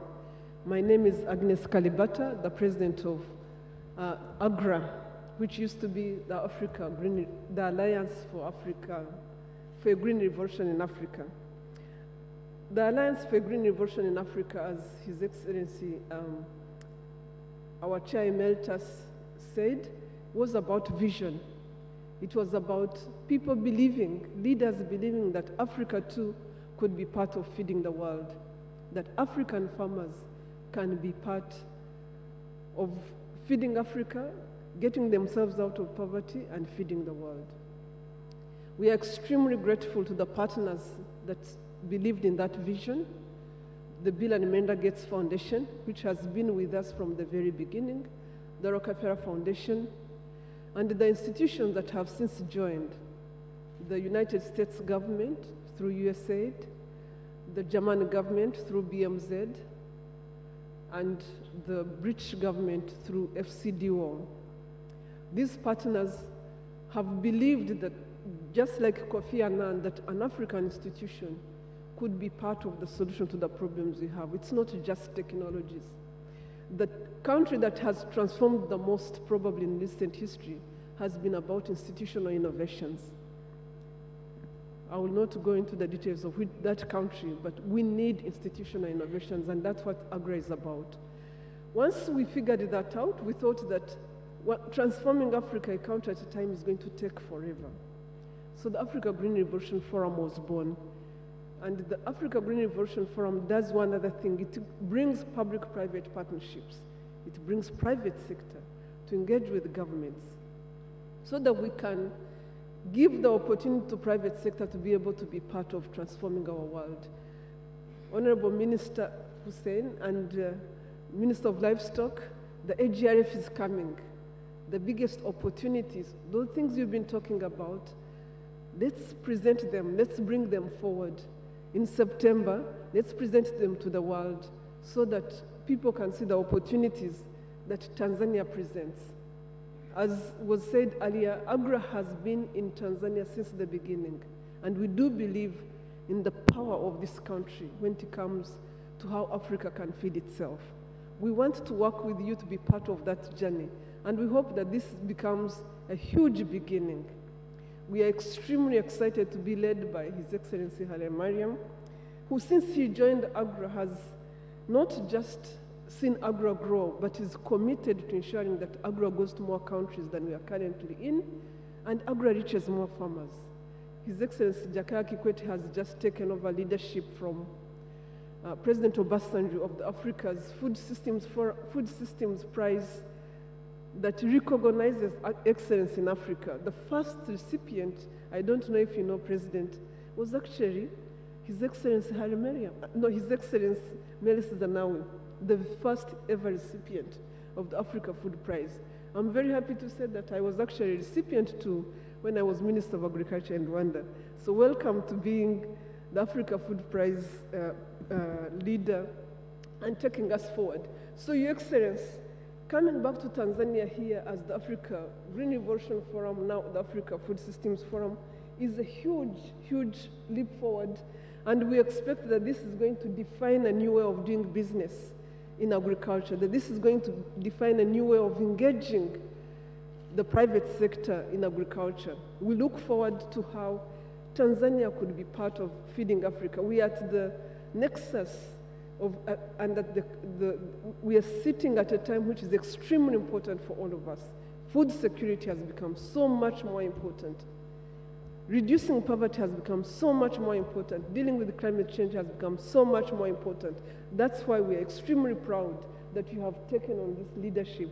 And we want you to challenge Africa's leaders as they come here in September so that we can all take this bull by the horns and finally be able to deliver a transformation for African agriculture and reduce poverty for Africa's farmers.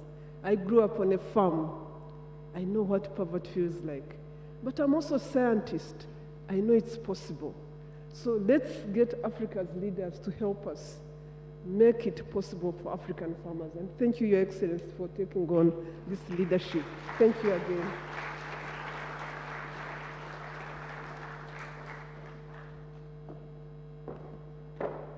Asante sana Dr.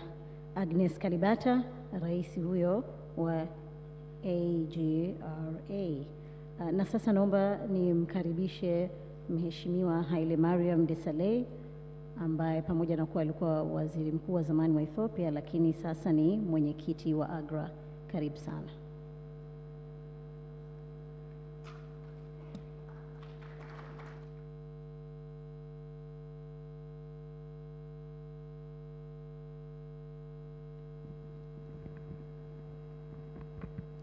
Your Excellency, Dr. Samia Suluhu Hassan, President of the United Republic of Tanzania, Your Excellency, Dr. Philip Bongo, Vice President of the United Republic of Tanzania, Your Excellency, Dr. Hussein Ali Mwinyi, President of Zanzibar, Your Excellency, Kassim Majaliwa, Prime Minister of the United Republic of Tanzania, Your Excellency, Dr. Tulia Ackson, Speaker of the National Assembly of the United Republic of Tanzania, Your Excellency, my brother Jakaya Kikwete, former President of United Republic of Tanzania and the Chair of African Food Prize Committee, all protocols observed, distinguished business leaders, entrepreneurs, farmers, and members of the press, ladies and gentlemen. Let me start by thanking you all for the warm welcome. That's the usual Tanzanian generosity. It is wonderful to see so many friends, great leaders, and advocates of food systems transformation here in this room. In the next 6 months, we shall all gather here in Dar es Salaam, Tanzania, for the 13th AGRF Summit. This year's edition will be the first under a new name, Africa's Food Systems Forum, which broadens our scope of engagements and partnerships to address all aspects of agri-food systems transformation. The theme of this year's forum, Recover, Regenerate, and Act, Africa's Solutions to Food Systems Transformation, is anchored around building back better food systems and food sovereignty for our continent. It identifies 3 steps needed to achieve this transformation.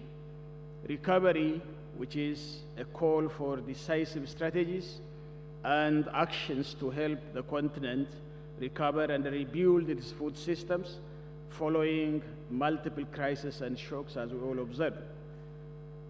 Regenerating, this calls for the need to regenerate natural resources such as soil and water, which is degraded in many parts of our continent, which are essential for sustainable food production.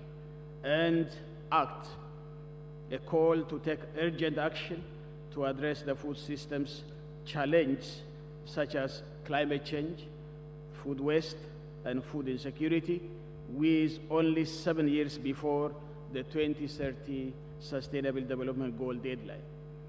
This year, we are spotlighting the role of women and youth through a re-energized commitment in the food systems and conservation, focusing on regenerating interest in agriculture as a means of wealth creation for the continent. I think we need to go beyond lip service to our youth and women. We are also looking for opportunities to fast-track the transformation of rural economies and food systems by making them more inclusive, productive, resilient, and sustainable. Ladies and gentlemen, the past 3 years have highlighted the need for Africa to radically transform its food systems for nutrition security and poverty reduction. Knowing that over 50 million Africans suffer from acute hunger, it pains us and pains me. Moreover, it is projected that the impending long rains could fail again this year. Parts of the region are already grappling with a humanitarian crisis brought about by drought. Yet, the African spirit remains unbroken. My field trip to Mbeya in southern Tanzania this week assured me that as Africa and Tanzania in particular, we have the technologies and capacities to respond to the climate change. At the Mbozi farm, I was delighted to see the collaboration between the public and the private sectors to produce seeds that are climate smart varieties with traits like early maturing, drought tolerance, and nutrient density of different crops. Africa must continue such efforts to create sustainable food systems that can withstand emerging shocks. The multiple solutions we continue to see across Africa and with our partners demonstrate that we are responding to the emerging challenge, hence the theme, recover, regenerate, and act.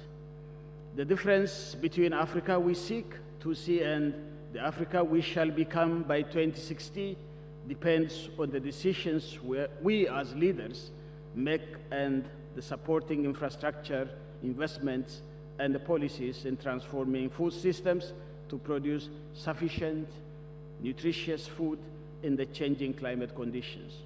As we rally towards the next Africa Food Systems Forum, we must deepen our efforts to scale up our homegrown solutions and partnerships. On this basis, July will mark the end of the first global stock-taking of the Paris Agreement, which will help governments to see what they have achieved in implementing their climate plans and identify what remains. As I conclude, I want to remind everyone in this room that the future of our continent is in your hands. Let's work together to elevate innovations in food systems and scale them up. Let's spotlight and support our youth. They are the heartbeat of this continent. And let us all come together from September 4th to 8th for the Africa Food Systems Forum here in Dar es Salaam to showcase, define, and act on new ways of working for a prosperous and food-secure Africa. Your Excellency, taking this opportunity, finally, let me take to thank you for the extraordinary leadership in bringing AGRF 2023 edition to Tanzania. We are confident that AGRF 2023 Africa Food Systems Forum will be the best forum ever. I thank you and God bless you.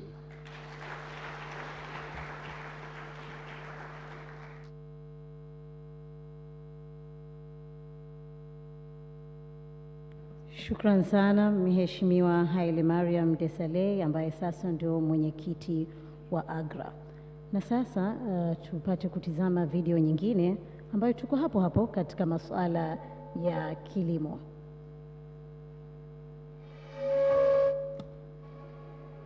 Tanzania is a geographical wonder. Take a closer look and you'll see why. It is mountainous in the northeast, where Mount Kilimanjaro, Africa's highest peak, is situated. 3 of Africa's Great Lakes are partly within Tanzania.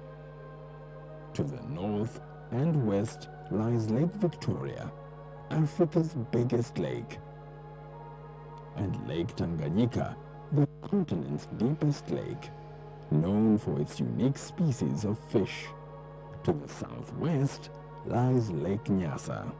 Central Tanzania is a large plateau with plains and arable land. The eastern shore is hot and humid, with the Zanzibar archipelago just offshore. In the southwestern part of the country are vast highlands, teeming with agricultural potential.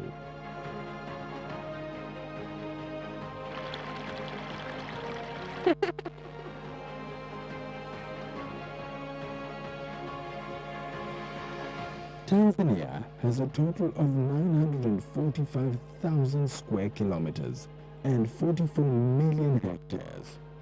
Close to half of the country is land suitable for agriculture. At the moment, only 10 million hectares are in use.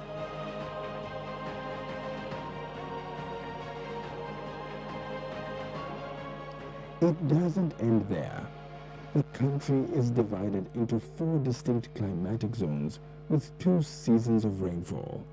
And because of these diverse climatic conditions, almost everything grows here. From staple crops like maize, sorghum, millet, rice, wheat, beans, cassava, potatoes, bananas and plantains, to cash and export crops like coffee, cotton, cashew nuts, tobacco, sisal and pyrethrum, tea, cloves, horticultural crops such as avocados, oilseeds, spices and flowers.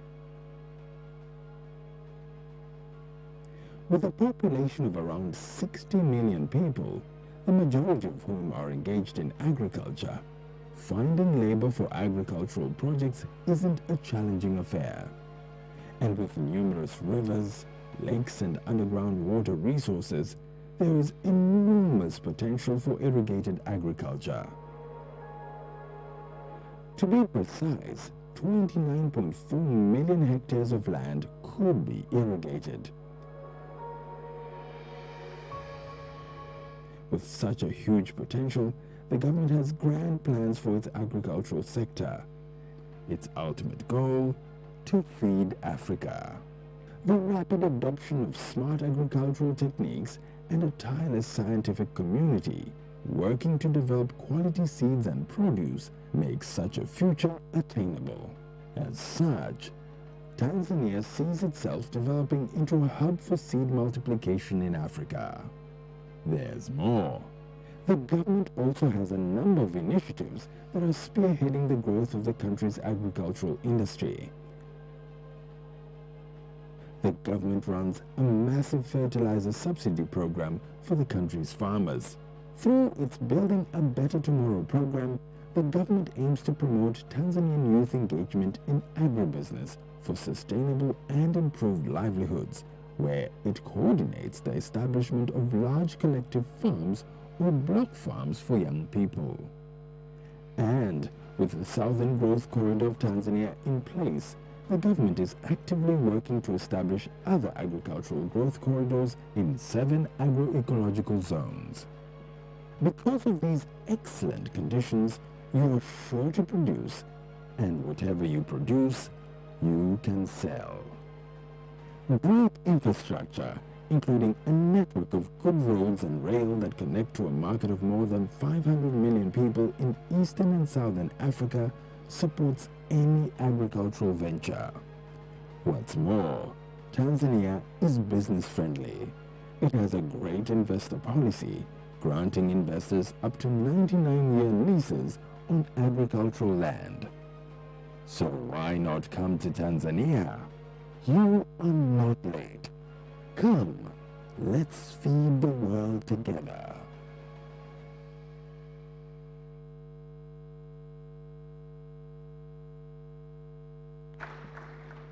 Asante sana.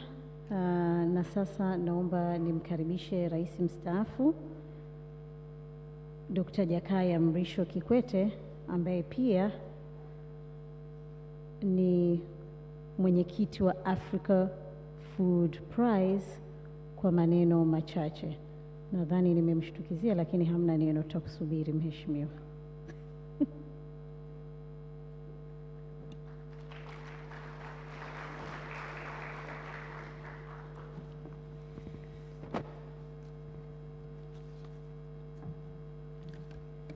Na mtihani si nizungumze Kiswahili ama Kiingereza. Ile imenita kama chairman wa Africa Food Prize Committee. Lugha yake Kiingereza. Your Excellency Dr. Samia Suluhu Hassan, President of the United Republic of Tanzania, Your Excellency Dr. Philip Mpango, Vice President, Secretaries, Excellencies, Ambassadors, and representatives from international organizations, invited guests, ladies and gentlemen. I thank you, President, for the opportunity to speak at this historic event for our country. I congratulate Your Excellency for this important milestone, one of the important milestones in the 2 years of your leadership of our great nation.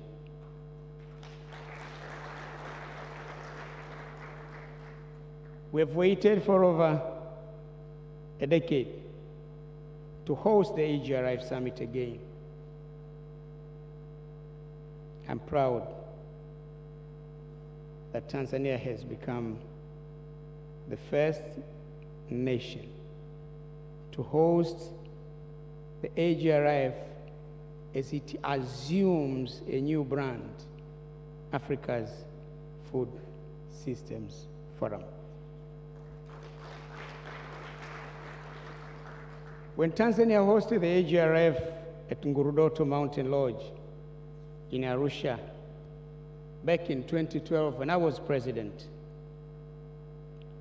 I fondly remember rushing from New York, where the heads of state and government were attending the UN General Assembly. I had to come to preside over a very important event in the AGRIF. This was the event of handing over the Yara Prize, which is today known the Africa Food Prize. To my two good friends, Dr. Ellen Gabriel Madin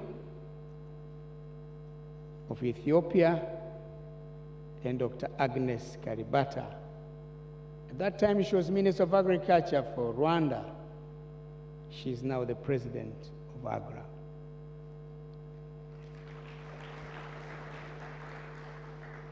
I don't need to ask her to stand because you've already seen her speak and you can see how competent she is. At that time, Kofi Annan was the former Secretary General of the United Nations, was chairman of the board of AGRA. It gives me immense pleasure to welcome the AGRI Forum back to Tanzania. But now, under the chairmanship of a great friend of mine at a personal level, but also a great friend of Tanzania, in the name of His Excellency Haile Mariam Desalegn, former Prime Minister of the Federal Democratic Republic of Ethiopia. Ladies and gentlemen, Africa's Food Systems Forum brings something fresh to Tanzania, which has long been an agricultural powerhouse because of its vast lands, diversified farmers, but most importantly, sound agricultural and economic policies. My humble appeal to you, Your Excellency, and to my fellow Tanzanians, please use the opportunity of the forum to showcase what Tanzania has to offer.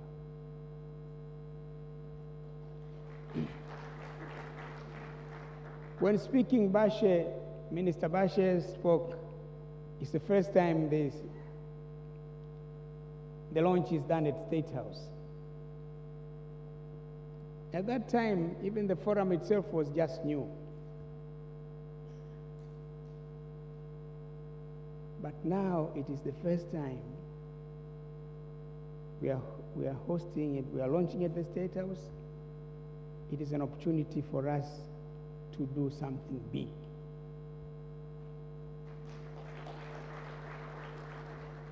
Let those who come to the AGRF under the new name go back home with fond memories.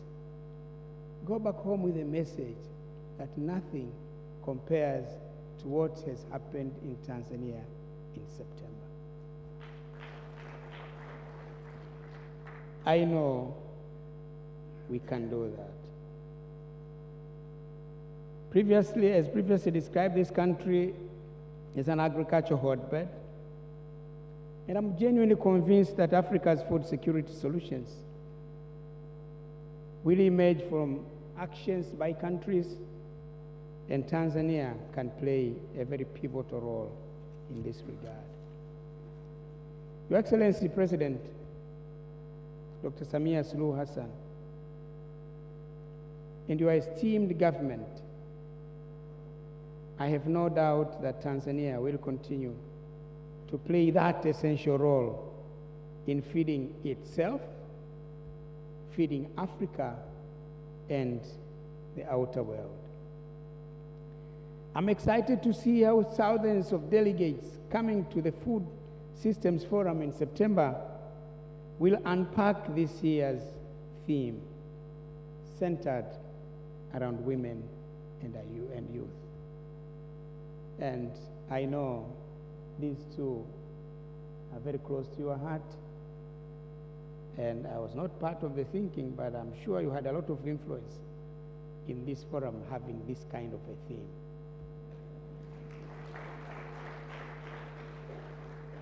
Asabashe na Ulega, msimwangushe rais. Hakikisheni kwamba inafanikiwa kweli kweli, na kwamba kweli kweli inaonekana kwamba imelenga wanawake na vijana.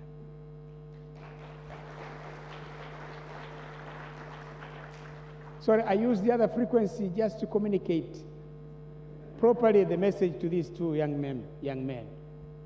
that they should never let down the president. They should make sure that this thing is organized so well, and people should come out of here believing, seeing it, that indeed it has been centered on women and centered on the young people, who happen to be 63% of the Tanzanian population. Your Excellency, last month I was appointed chairman of the Africa Food Prize Committee. It's a conspiracy of Haile Mariam, Agnes.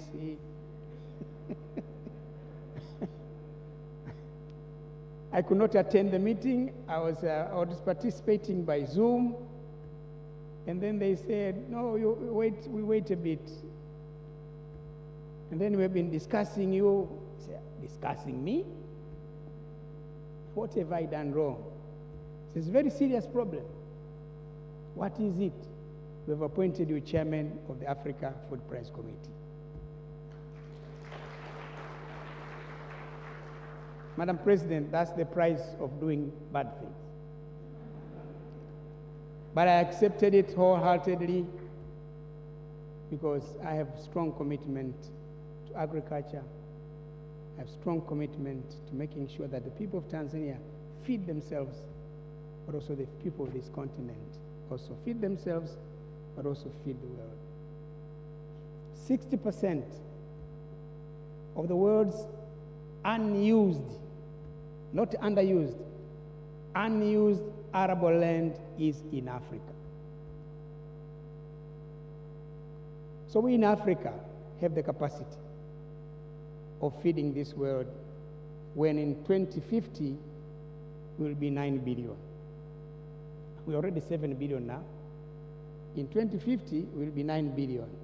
And the biggest challenge then would be, how do we feed this 9 billion? And that responsibility now lies in the hands of Africa, who has 60% of the world's unused arable land. I believe we can rise to the challenge. But in this Africa Food Prize Committee, the prize that the winner gets, if my committee sits down and says, okay, fine, this one is the winner this year, it is $100,000. It's not a small prize. $100,000 ukapiga kwa hesabu ya TZS karibu 200 mabilioni. So it's a lot of money. But it has been done deliberately to promote innovation,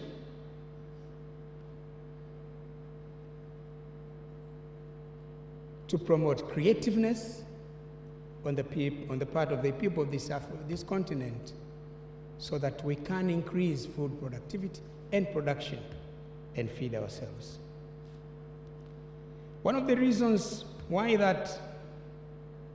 Africa Food Prize exists is to inspire and honor sustainable innovations that shine a bright spot on what can be possible in addressing the constraints that undermine food security in Africa. The Africa Food Prize and other partners remain committed to changing the status quo of smallholder farmers from survival to thriving. Join our efforts in identifying and recognizing the innovators who work tirelessly to search for solutions and respond to the food and nutrition challenges around the continent. It is now time, come up with proposals of who do you think should be the awardee this year. So we have that opportunity. I'm sure there are many Tanzanians who can be part of that. Kwa lugha mjini anasema changamkieni fursa. Tutapata $100,000. I want to invite you to engage with the Africa Food Prize, a vital part of the Food Systems Summit, Because at the Food System Summit in September here, that's the time when we'll be giving the award. We do it at AGRF. I call upon us to participate in the nomination exercise by identifying outstanding individuals or organizations for the 2023 Food Prize, for Africa Food Prize. I'm excited to see the quality of the selections that are going to come. As I conclude, I want to recognize the efforts of Your Excellency, Madam President, Dr. Samia Suluhu Hassan, and your entire government in ensuring that youth and women are at the center of this country's food systems. Ladies and gentlemen, we must now work extra hard to derive local solutions to our hunger and nutrition challenges.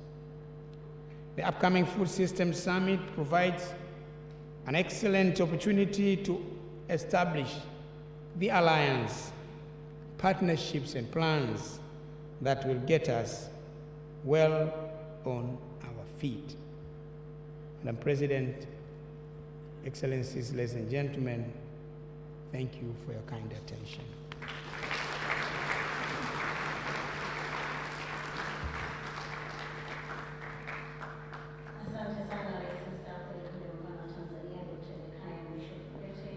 Pia ni mwenyekiti wa Africa Food Prize. Sasa napenda kumkaribisha Waziri wa Kilimo, Umwagiliaji, Maliasili na Mifugo wa Zanzibar kwa ajili ya kumkaribisha Rais wa Serikali ya Mapinduzi Zanzibar. Karibu sana Mheshimiwa.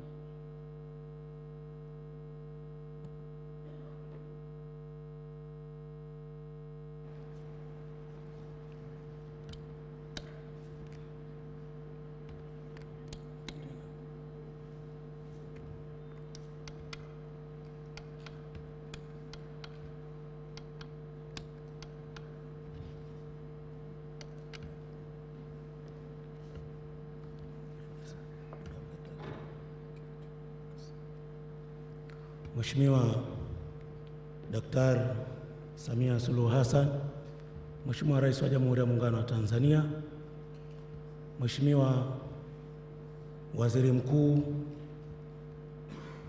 Mheshimiwa Makamo wa Rais wa Jamhuri ya Muungano wa Tanzania, Dr. Mpango, Mheshimiwa Rais wa Zanzibar na Mwenyekiti wa Baraza la Mapinduzi, Dr. Hussein Ali Mwinyi, Mheshimiwa Makamo wa kwanza wa Rais wa Serikali ya Mapinduzi ya Zanzibar, Mheshimiwa Makamo wa pili, Mheshimiwa Waziri Mkuu, Mheshimiwa Spika, viongozi mbalimbali, Waheshimiwa mawaziri, wageni waalikwa, mabibi na mabwana, assalamu alaikum. Good afternoon. Mheshimiwa Rais wa Jamhuri ya Muungano wa Tanzania, naomba nitumie fursa hii kwanza kukushukuru wewe binafsi, lakini pia kuwashukuru viongozi mbalimbali, Mheshimiwa Rais akiwemo Mheshimiwa Rais wa Zanzibar na Mwenyekiti wa Baraza la Mapinduzi, lakini na sisi kwa kupata nafasi katika wizara yetu, kwa maana Wizara ya Kilimo, Umwagiliaji, Maliasili na Mifugo ya Serikali ya Mapinduzi ya Zanzibar, katika kushiriki katika platformu hii ambayo ni muhimu sana katika maendeleo ya uchumi wa nchi ikiwemo Zanzibar. Mheshimiwa, najua jukumu langu ni kumkaribisha Mheshimiwa Rais, lakini naomba uridhie niseme machache kwa ruhusa yako Mheshimiwa. Kwa ujumla, kilimo cha Zanzibar kinachangia kiasi kikubwa, takriban 54%, licha ya udogo wa ardhi tuliokuwa nayo, kimeweza kuwa kinatoa mahitaji ya chakula. Hivyo basi kina mchango mkubwa katika kudhibiti mfumuko wa bei za chakula nchini, na kimsingi kilimo kimechangia takribani 25% kwa pato la taifa. Ukitoka mwaka 2021 kiliweza kuchangia kwa 24.6%. Sasa hivi tumeweza kusogea, tumefikia kwa kiwango hicho. Mheshimiwa, vile vile kwa upande mwingine, sekta ya kilimo ni chanzo cha ajira kwa zaidi ya 70% kwa wanaoishi kwa wakazi wa Zanzibar, imeweza kuchangia katika zaidi ya robo katika uchumi wetu wa Zanzibar. Mheshimiwa Rais, mimi nataka nikuhakikishie kwa niaba ya Wizara ya Kilimo kwamba Wizara ya Kilimo inaendelea kufanya jitihada mbalimbali za kuona kwamba na sisi tunaendelea kuzalisha kwa kiwango na kwa jitihada kubwa ili kuendana na kukabiliana na mfuko wa bei na kukabiliana na utegemezi wa kuagiza bidhaa za nje. Mheshimiwa, nataka nikuhakikishie kwamba Mheshimiwa Rais wa Zanzibar na Mwenyekiti wa Baraza la Mapinduzi ametambua jitihada za wadau wa shirika wa maendeleo na milango inaendelea kufunguliwa, na sasa hivi niseme tu kwamba tunatumia fursa hii pia kuwashukuru wale wote mashirika wadau ama washirika wa maendeleo kuja kwetu za kuja Zanzibar na kuendelea kuunga mkono jitihada za Serikali ya Mapinduzi ya Zanzibar katika kuchangia kwa jitihada mbalimbali kuona kwamba ufanisi unaendelea kupatikana. Kwa hiyo Mheshimiwa, ni mwaka wangu mmoja tokea kupata heshima hii Mheshimiwa Rais ambao amenipatia, lakini nataka niahidi na nikuhakikishie kwamba Zanzibar nayo iko mstari wa mbele katika kuona kwamba jitihada za kilimo kwa sekta zote zilizomo ndani ya Wizara ya Kilimo zinaendelea kufanya vizuri na kuweza kutoa mchango kwa pato la nchi, ikiwemo misitu, kilimo, umwagiliaji pamoja na mifugo. Kwa hiyo Mheshimiwa, ni imani yangu kwamba kwa mwaka huu Mheshimiwa Rais wa Zanzibar ameweza kununua ama kusaidia wizara kupata tani 88 za mbegu za mpunga ambao zinunuliwa kwa upande wa wenzetu utafiti Tanzania bara, na sasa hivi tayari mbegu imeshaanza kugaiwa, na sasa hivi wakulima wanaendelea kujitayarisha na kilimo cha msimu huu tunaenda. Jitihada nyingine za upatikanaji wa pembejeo ikiwemo mbolea, tumekuwa na ushirikiano mzuri na Mheshimiwa Waziri wa Kilimo Mheshimiwa Bashe, nacho tunaamini kwamba kwa ile ruzuku ambayo unaendelea kuitoa kwa upande wa Tanzania bara, Mheshimiwa Rais, ni imani yangu kwamba na sisi fursa hiyo tutaitumia kwa upande wa Zanzibar, na tumeshafikia hatua nzuri na Mheshimiwa Waziri. Kwa hiyo Mheshimiwa, naomba nikuhakikishie kwamba kwa Zanzibar tunao mashirikiano mazuri na wenzetu, tunaendelea kuzungumza, kujadiliana yale ambayo si ya muungano katika kuona kwamba tunamsaidia Mheshimiwa Rais katika kuona kwamba sekta ya kilimo kwa ujumla wake tunaenda kufanya vizuri. Na kwa mwaka huu yale miundombinu ya umwagiliaji ambayo ilijengwa kwa muda mrefu, tayari kwa mwaka huu tumeshaweza kugawanya ploti ambazo wakulima wetu wataanza kulima katika maeneo ya Cheju na maeneo mengine ya Zanzibar. Hizo ni miongoni mwa jitihada chache ambazo nimeweza kuzizungumza hapa mbele yako ambazo Mheshimiwa Rais ameweza kuzifanya kwa upande wa Serikali ya Mapinduzi ya Zanzibar. Baada ya maelezo hayo, kwa sababu ya forum hii sio kwangu, naomba nitumie fursa hii sasa, Mheshimiwa Rais wa Zanzibar na Mwenyekiti wa Baraza la Mapinduzi, naomba sasa nikukaribishe rasmi uje uzungumze na hadhara hii. Asante sana Mheshimiwa Rais, karibu sana tafadhali.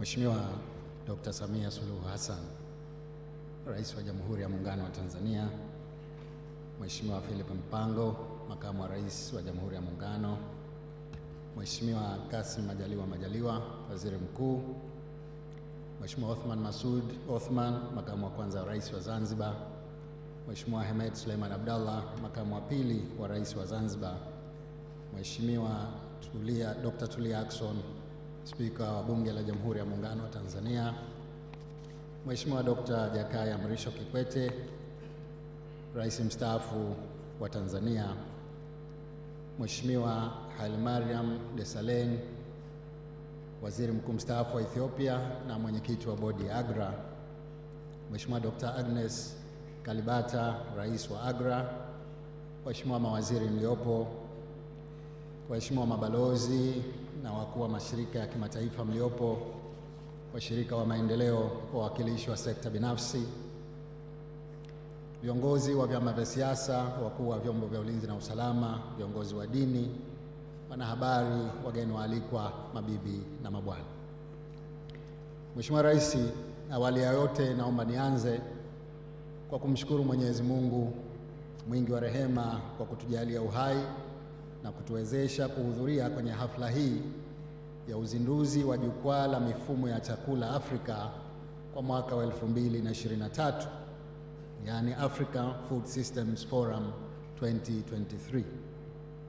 Jukumu nililopewa leo ni kukukaribisha wewe uweze kuzungumza na hadhara hii, lakini kabla sijafanya hivyo, naomba uniruhusu niseme mambo mawili tu, kwa sababu waliozungumza kabla yangu wameshazungumza yote.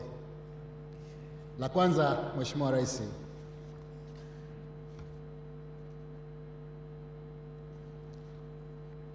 ni shukrani. Napenda nitoe shukrani zangu za dhati kwako kwa mafanikio ambayo nchi yetu inaendelea kuyapata chini ya uongozi wako.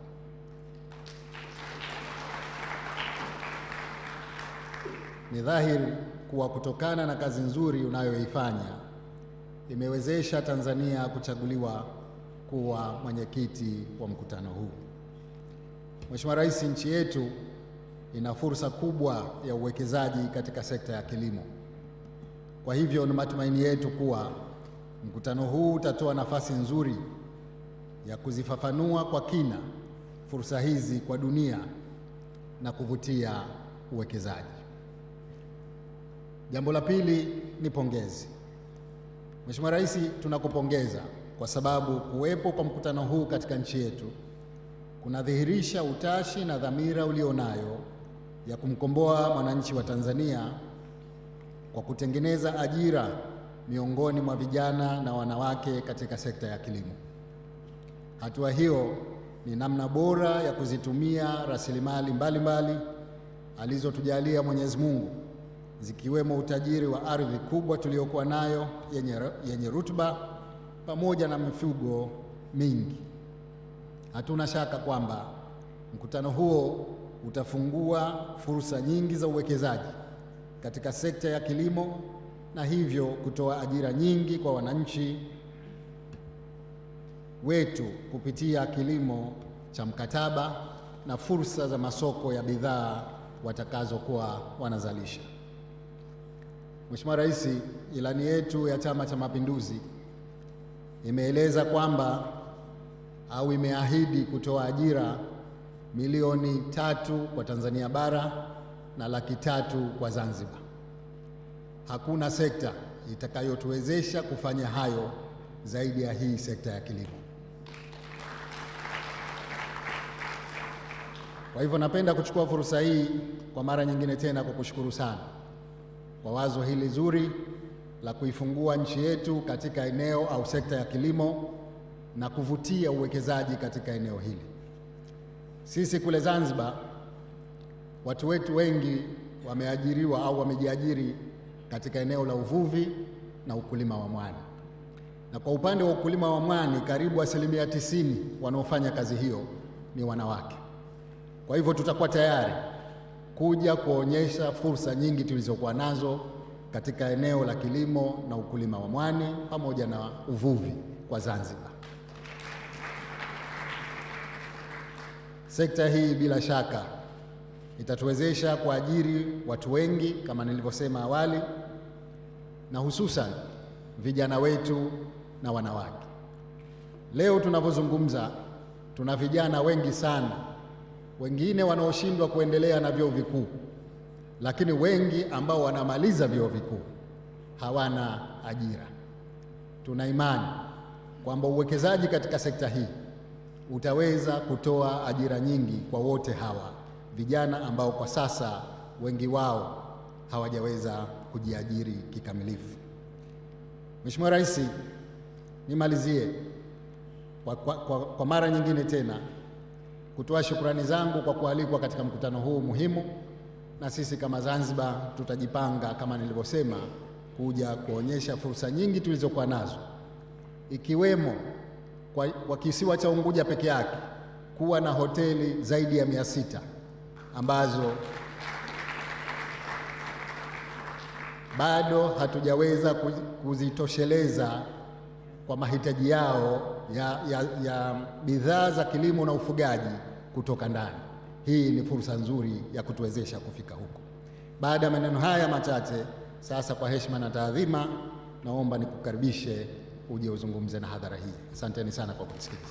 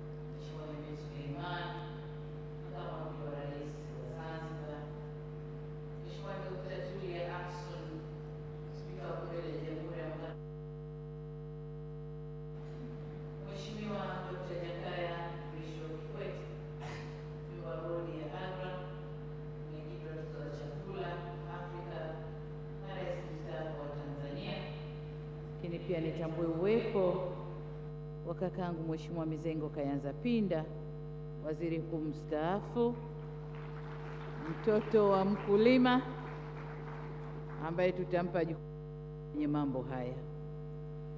Lakini pia Mheshimiwa Mariam Desalegn, mwenyekiti wa bodi ya Agra na waziri mkuu mstaafu wa Ethiopia, dada yangu Dr. Agnes Kalibata, rais wa Agra.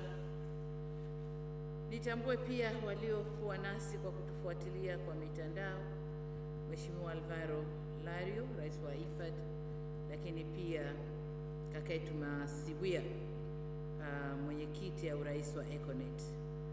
Mheshimiwa mawaziri, manaibu mawaziri, makatibu wakuu na viongozi wote wa serikali mliopo nasi, Mheshimiwa wabunge wa kamati na wabunge wa mkoa huu, makatibu wakuu, viongozi, Dr. Kusiluka na ndugu yetu Zeina,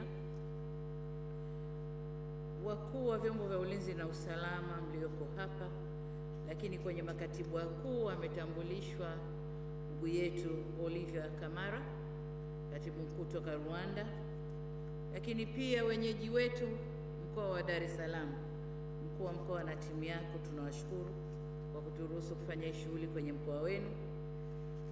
Waheshimiwa mabalozi, washirika wa maendeleo kutoka taasisi mbalimbali na sekta binafsi, washirika wa AGRA na washiriki wote mliopo na mnaofuatilia kwa njia ya mtandao, viongozi wetu wa dini, nimewaona baadhi yao wako hapa, viongozi wa dini, ndugu wanahabari mnaoturushia matangazo haya, mabibi na mabwana, Jamhuri ya Muungano wa Tanzania.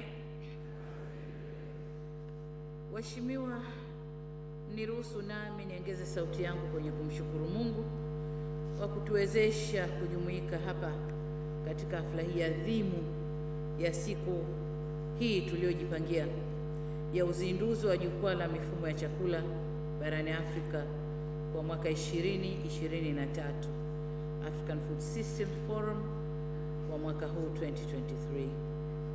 Ndugu zangu, kabla sikuendelea, tarehe kama hii mwaka juzi 2021 tulipoteza mpendwa wetu rais marehemu Dr. John Pombe Magufuli, na naomba bila kusimama hapo tulipo tupate dakika moja, kila mtu amwombee kwa imani yake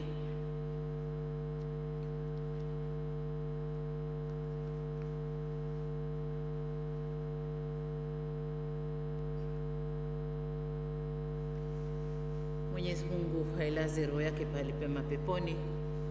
Amen.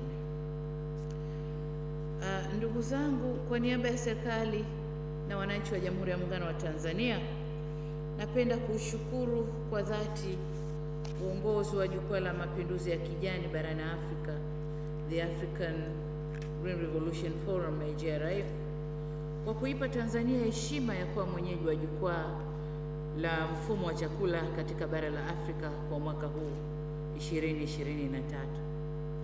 Nilikuwa na mazungumzo ya muda mrefu na Mheshimiwa Desalen, lakini pia Agnes, na wakati ule tunaanza mazungumzo sikudhani kama kweli Tanzania tunaweza leo kuwa hapa kuzindua baraza lile kuja kufanyika hapa mwaka.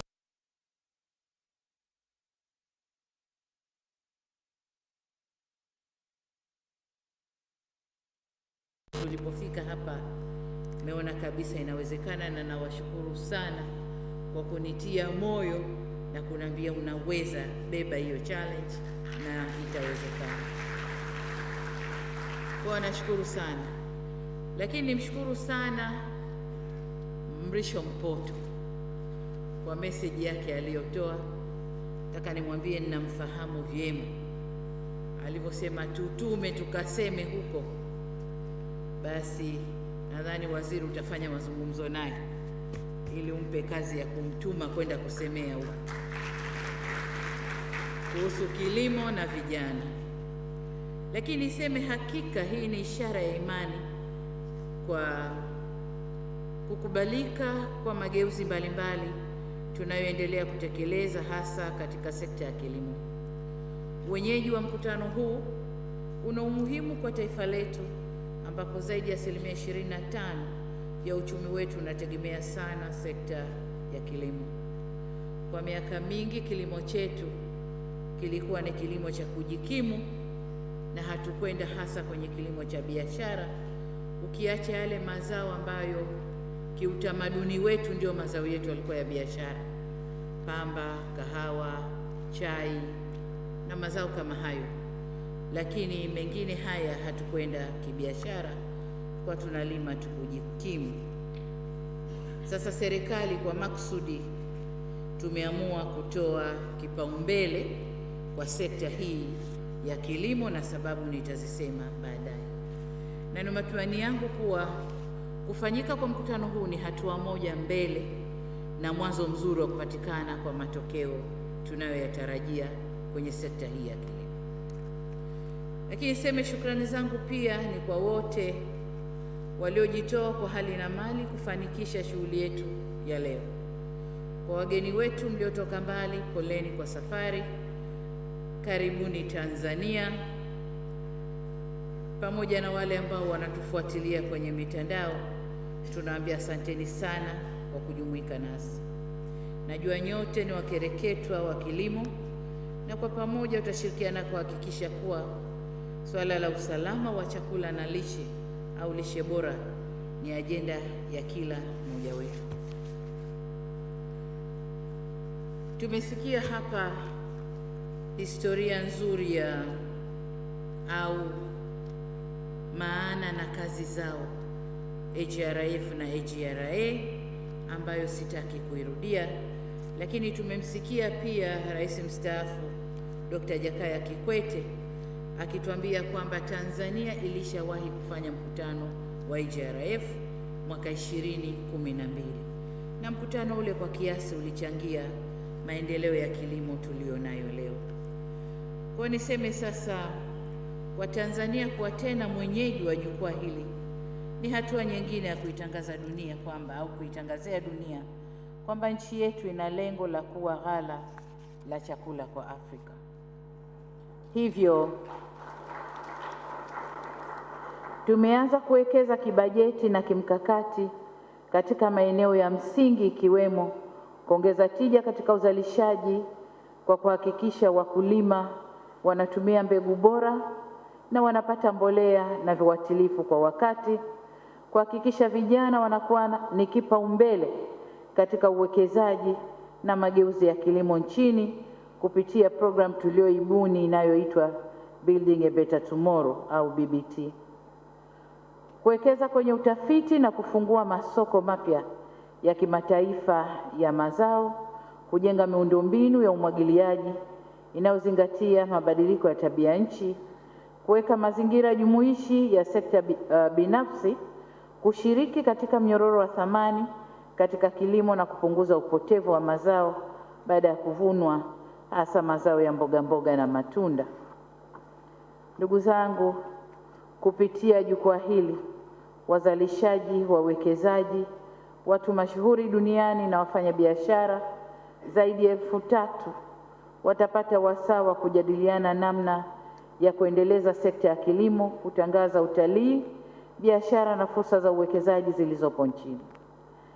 Hatua hii itachangia kuongezeka kwa uwekezaji katika sekta ya kilimo nchini, kukuza utalii, kuimarika kwa masoko na teknolojia kwa faida ya Tanzania, Afrika na dunia kwa ujumla. Tanzania ina historia ndefu kuhusu mapinduzi ya kilimo, na wakati wote tulikuwa tunajua kwamba kilimo ndio sekta muhimu kwa uchumi wa nchi yetu. Kwa hiyo mapinduzi ya kilimo yamekuwa yakitokea awamu moja kwenda nyingine na yamechangia kampeni mbalimbali hapa Tanzania, ikiwemo kilimo cha kufa na kupona, lakini tuliingia pia kwenye kampeni ya kilimo kwanza, na sasa kilimo ni biashara. Mikakati hii yote ya tangu Tanzania ipate uhuru imeweka misingi imara katika uzalishaji kwenye sekta ya kilimo, ambayo sasa imeifanya nchi yetu kuweza kujitegemea kwa chakula. Nchi yetu Tanzania inajitegemea kwa chakula, ukiacha mazao machache ambayo tunaagiza. Mafanikio mengi yamepatikana, ikiwemo uanzishaji wa taasisi za utafiti, Chuo Kikuu cha Kilimo Sokoine, uanzishaji wa taasisi na bodi simamizi na mazao na mbegu, uanzishaji wa korido ya kilimo ya kusini mwa Tanzania, na mtazamo wetu ni kuanzisha corridors nyingine za kilimo katika maeneo mengine ya Tanzania, pamoja na kujenga mazingira wezeshi ya sekta binafsi katika mnyororo wa thamani. Lakini kwa sababu tuko na Dr. Jakaya Kikwete, nimshukuru sana kwamba wakati wake kazi ya kukuza kilimo nayo ilifanywa vizuri, lakini ameendelea kuifanyia kazi sekta hiyo Afrika na duniani, na leo kuwa mwenyekiti wa World Food Prize, jukwaa hilo la dunia. Hongera sana mheshimiwa, tunakushukuru sana. Ndugu zangu, serikali imejikita kuhakikisha nchi inajitosheleza kwenye mazao mengine machache ambayo bado tunaagiza kutoka nje. Mazao ambayo tunaagiza kutoka nje, tunaagiza ngano, mafuta ya kula, sukari na sukari, pamoja na kutatua changamoto ya kuwepo na tija ndogo katika kilimo na kuhakikisha mkulima ananufaika moja kwa moja. Kwa tumesema kwamba tunajitosheleza, lakini kuna mazao ambayo bado, ngano ni mojawapo, lakini nataka niseme kwamba tuna mpango kamili wa kuhakikisha tunafufua mashamba yote ya ngano na yanalimwa kisasa. Lakini kwenye mafuta ya kula tumejipanga vizuri kwa kutumia vijana wetu kwenda kuzalisha mafuta ya kula kule Kigoma Michikichi na maeneo mengine Nazi. Tunakwenda kujipanga vyema kuhakikisha tunakwenda kujitosheleza kwenye mafuta ya kula pia. Kwa upande wa sukari, nilikuwa nasoma taarifa hivi karibuni na nikakuta sukari tumetoka kwenye pengo kubwa la kuto kujitosheleza kwa sukari, lakini tumeshuka vizuri, na mpaka mwaka huu tulionao pengo letu ni tani 30,000 tu, ambazo kwa mwakani viwanda vinavyokuja kujengwa na viwanda vinavyotanuliwa vinavyoongeza uzalishaji tunakwenda kupunguza zaidi pengo la sukari. Tutakwenda kujielekeza sasa kwenye kuzalisha sukari ya viwandani, lakini sukari ya kutumiwa na wananchi tunakwenda kujitosheleza. Kwa hilo ndilo lengo la serikali, kujitosheleza kwa chakula, lakini pia kwa ghala la chakula kwa Afrika. Lengo letu kubwa ni kuhakikisha kuwa hadi kufikia mwaka 2030 kupitia mkakati wetu wa ajenda 1030 kilimo ni biashara, tunafikia lengo la kuweza kuifanya sekta ya kilimo ichangie kwa 30% kwenye ukuaji wa pato la taifa, lakini pia kuhakikisha Tanzania inajitosheleza kwa chakula na kulisha nchi jirani na ikiwezekana bara la Afrika, kwa sababu tunasema chakula ndio usalama wa nchi, na bila chakula nchi zetu zinakuwa haziko salama. Kwa lazima tuhakikishe tuna chakula cha kutosha ili kulinda usalama wa nchi zetu. Ndugu zangu, tunapozungumza kilimo hapa, watu wengi watadhani tunazungumza crop farming, kilimo cha mazao, lakini walionitangulia wameiweka vizuri kwamba kilimo ni pamoja na uvuvi, ni pamoja na livestock keeping, kufuga. Sasa katika maeneo yote hayo tunakwenda kujipanga vizuri. La kufurahisha ni kwamba kwa upande wa kilimo cha mazao tayari tumeanza mradi wa vijana wa block farming au cluster farming kwa vijana katika mazao niliyoyataja kwamba tuna upungufu, na tarehe 20 mwezi huu, kesho kutwa, na kwenda kuzindua huo mpango pale Dodoma, lakini mikoa mingine itafuatia. Tunakwenda kuanza na vijana 812 kuwaingiza kwenye mafunzo, na wanapohitimu tunakuja kuwakabidhi hati zao za ardhi ili waanze kazi katika maeneo ambayo tayari tulishawekea miundombinu ya kumwagilia. Kwa hiyo tunakwenda kuanza kwa kishindo. Na hapa niseme pia kwamba Waziri wa Uvuvi, ningependa nawe wakati Septemba jukwaa lile la food system linakuja kufanya hapa, tunapoonesha kwenye screen hizo maendeleo tulionayo, upande wako tuone mashamba ya mifugo unanenepesha na vizimba vya uvuvi vya samaki. Na hii ni kwa Tanzania bara na Zanzibar, mawaziri wote mko hapa, kwa Tanzania bara na Zanzibar.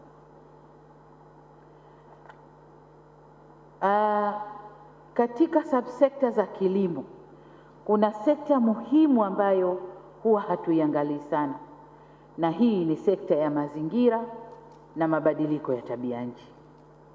Lazima tuitupie jicho ipasavyo, lazima tuifanyie kazi ipasavyo.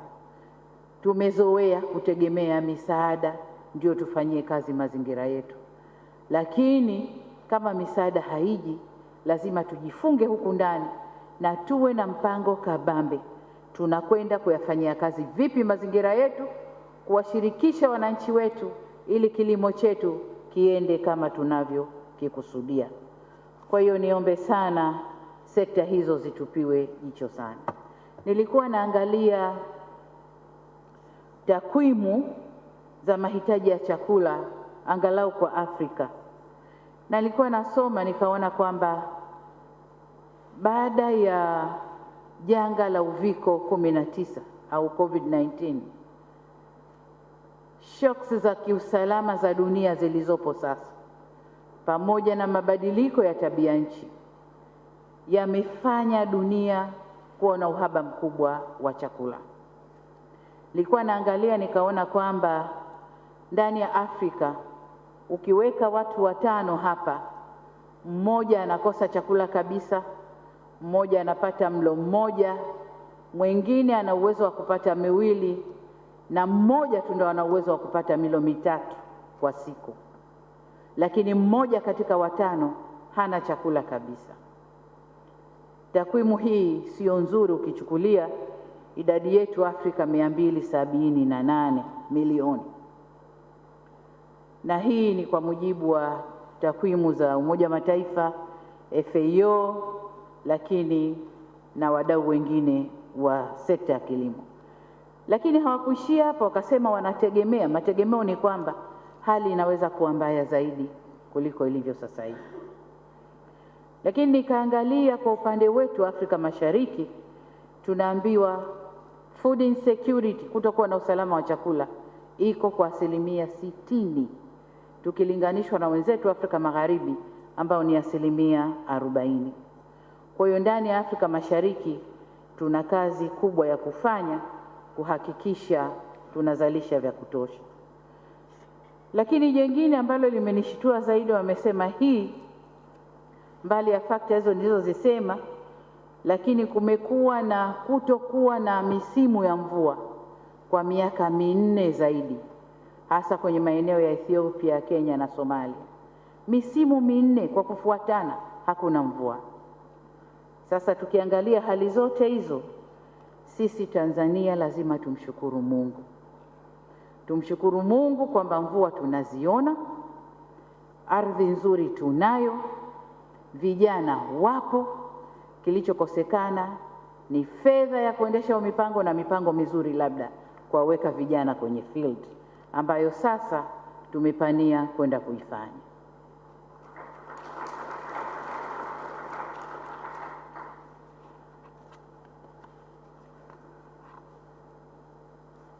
Tarehe 25-27 Januari mwaka huu nilishiriki mkutano wa wakuu wa nchi za Afrika kuhusu utoshelevu na ustahimilivu wa chakula uliofanyika kule Dakar, Senegal. Na kule ndiko ndugu zangu Desalene na Agnes waliko nibana kweli kweli, lazima uivalie njuga hii Tanzania, una vitu vyote, lazima you take it. Nami nikapiga kifua, nimekubali nitachukua. Hasa katika mkutano huo, viongozi wa Afrika tulitoa tamko la kutekeleza mikakati ya kujitosheleza kwa chakula na kufungua fursa za kuongeza uzalishaji wa chakula barani Afrika. Ili kutekeleza tamko hilo, tuliazimia kuwa pamoja na mambo mengine tuunde mabaraza ya kukuza kilimo na kuongeza uzalishaji wa chakula. Napenda niwajulishe kwamba tayari serikali ya Jamhuri ya Muungano wa Tanzania tumeshaunda baraza hilo la kuangalia utoshelevu wa chakula Tanzania, au tunaita Presidential Food and Agriculture Delivery Bureau, na baraza hili litakuwa na wajumbe hawa wafuatao: Mheshimiwa Mizengo Kayanza Pinda, Waziri Mkuu mstaafu wa Jamhuri ya Muungano wa Tanzania, ambaye pia atakuwa mwenyekiti wa baraza. Mtoto wa mkulima, miaka yake yote alikuwa anasema mimi ni mtoto wa mkulima. Sasa mwanga mpe nani? Mchawi mpe mtoto wale, sio? Mheshimiwa Waziri Mkuu, tunakukabidhi baraza la kukuza kilimo Tanzania. Lakini wajumbe wengine watakuwa ni Mheshimiwa Haile Mariam Desalegn, ambaye pia atakuwa ni mjumbe wa baraza letu, na yeye tumemuweka kwa sababu yuko machimboni huko, lakini kubwa ni yeye aliyesema Tanzania move. So katika ule mwendo yeye ndio atakuwa anatusukuma tuende huo mwendo. Tumemweka pia Bwana Geoffrey Kirenga, mkurugenzi mtendaji wa SAGOT, na hii ni kwa sababu ya performance nzuri katika eneo lile, ukanda wa SAGOT, na tunataka utumie experience hiyo hiyo kufungua zoni nyingine za kilimo ndani ya Tanzania. Lakini pia tuna Bwana Andrew Masawe ambaye alikuwa katibu mkuu wa Wizara ya Kilimo. Sasa ile experience aliyoipata miaka yote aende akatumia huko. Baraza hili pia litakuwa na secretariat na wajumbe wafuatao: kwanza Dr. Florence Turuka ambaye alikuwa katibu mkuu ndani ya serikali yetu, lakini kwa sasa ni mhadhiri wa chuo kikuu cha Sokoine cha kilimo pale SUA. Lakini mjumbe mwingine wa secretariat ni Dr. Jacqueline Mkindi, mkurugenzi mtendaji wa Tanzania Horticulture Association TAHA, tukijua kwamba kwa sasa hivi mazao yanayoleta fedha haraka haraka ni horticulture. Kwa hiyo tunakuweka huko, kawaingize vijana kwenye horticulture, ni quick win sector, tuuze tupate fedha haraka. Lakini pia mjumbe mwingine wa secretariat ni Dr. Mwatima Juma. Yeye ni mwenyekiti wa Tanzania Organic Agriculture Movement au TOAM. Kwa hiyo hawa, ili ndio baraza na wajumbe wa secretariat, tunawatakia kazi njema, na kwa namna ya pekee napenda kuchukua fursa hii kumshukuru sana Mheshimiwa Desalegn kwa kukubali uteuzi wetu. Tulimconsult kwanza na akasema go ahead, niko nyuma yenu. Kwa hiyo tunashukuru sana. Nia ya serikali ni kushirikiana na wenzetu kutekeleza azma ya nchi za Afrika kujitosheleza kwa chakula. Penda nitumie fursa ya mkutano huu pia kuzindua rasmi baraza hili siku ya leo. Kwa hiyo kesho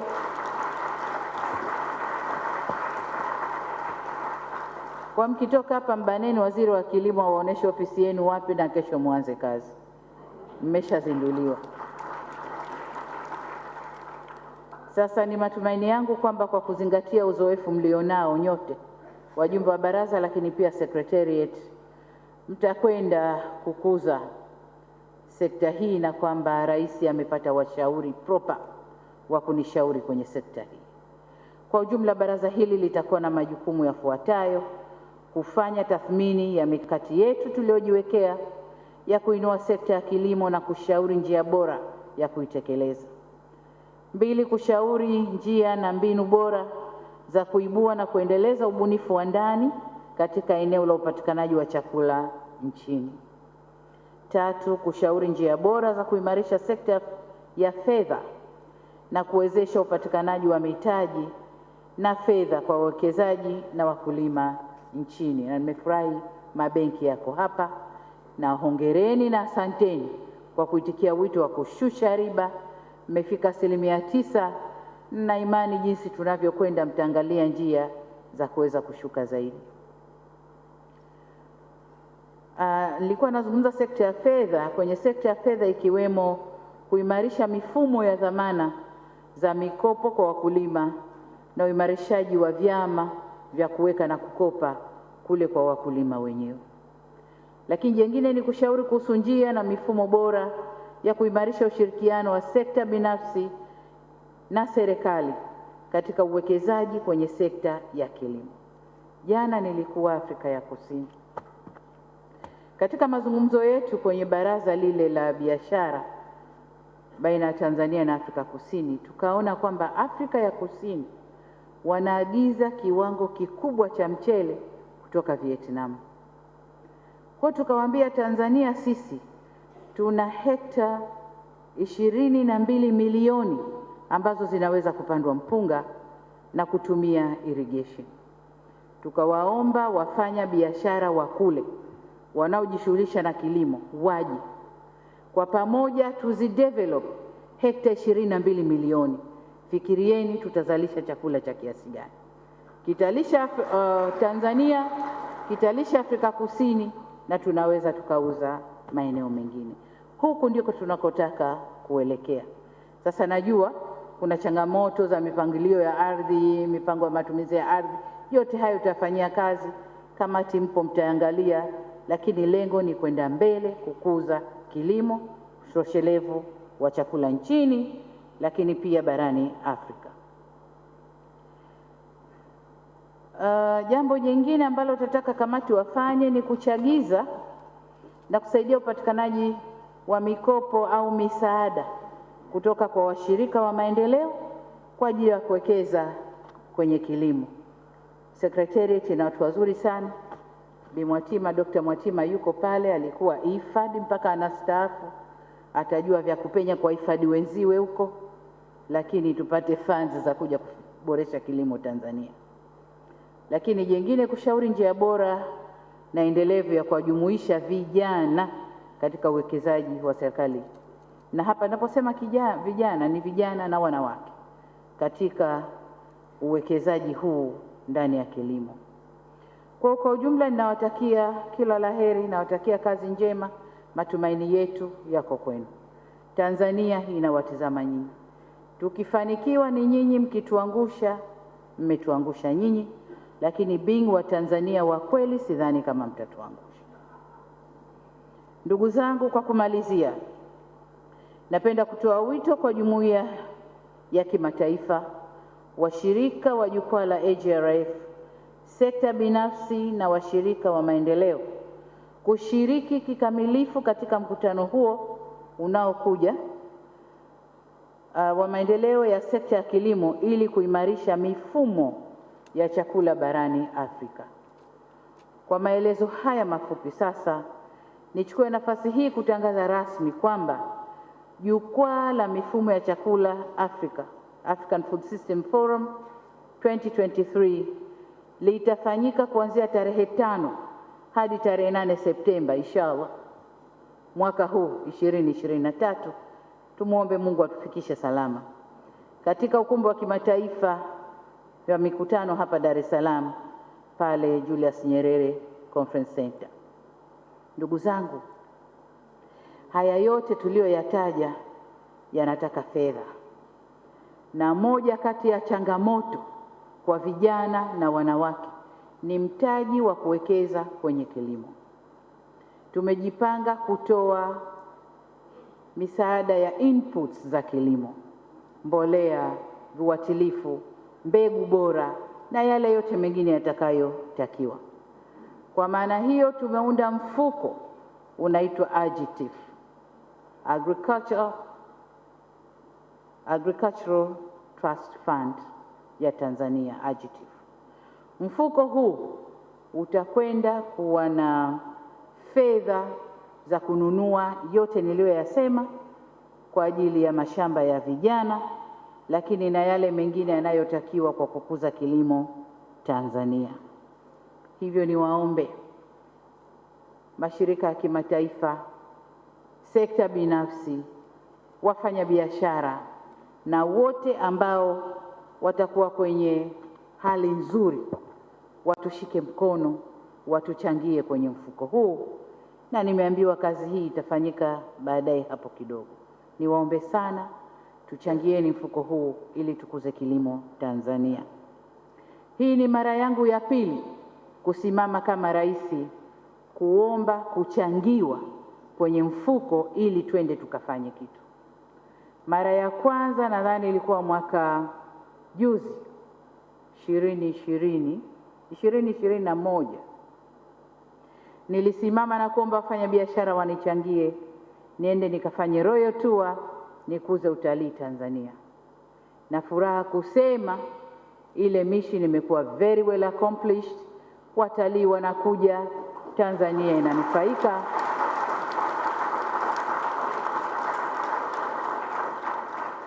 Na wafanya biashara hasa walioko kwenye sekta ya utalii, lakini na wale wanaolisha mahotelini, mnajua kwamba sasa biashara kule imeimarika. Narudi tena mara ya pili kuomba nichangiwe ili nende nikakuze mfuko wa kilimo, niimarishe kilimo Tanzania.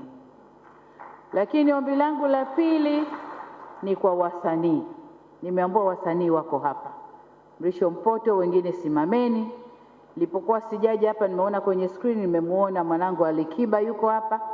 Amesimama na wengine mko hapa. Huko nyuma tulipokuwa tuna kampeni za kilimo, ni wasanii walihamasisha kampeni zile za kilimo.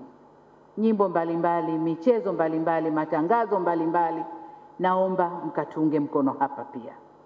Mrisho Mpoto ameomba ubalozi na hakika ameshapewa, waziri yuko hapa, lakini na wasanii wengine walokuweko hapa.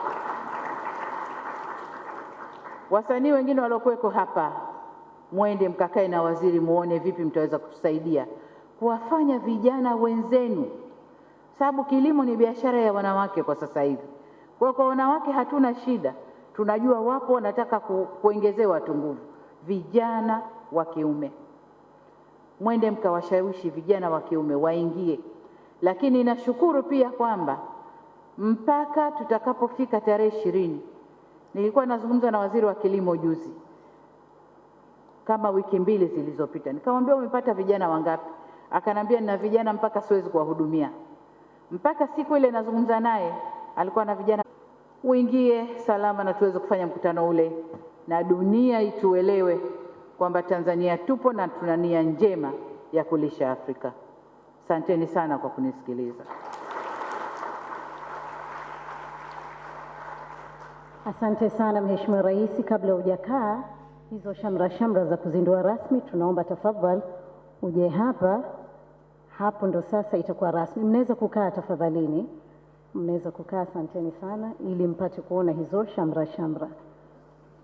1, 2, 3.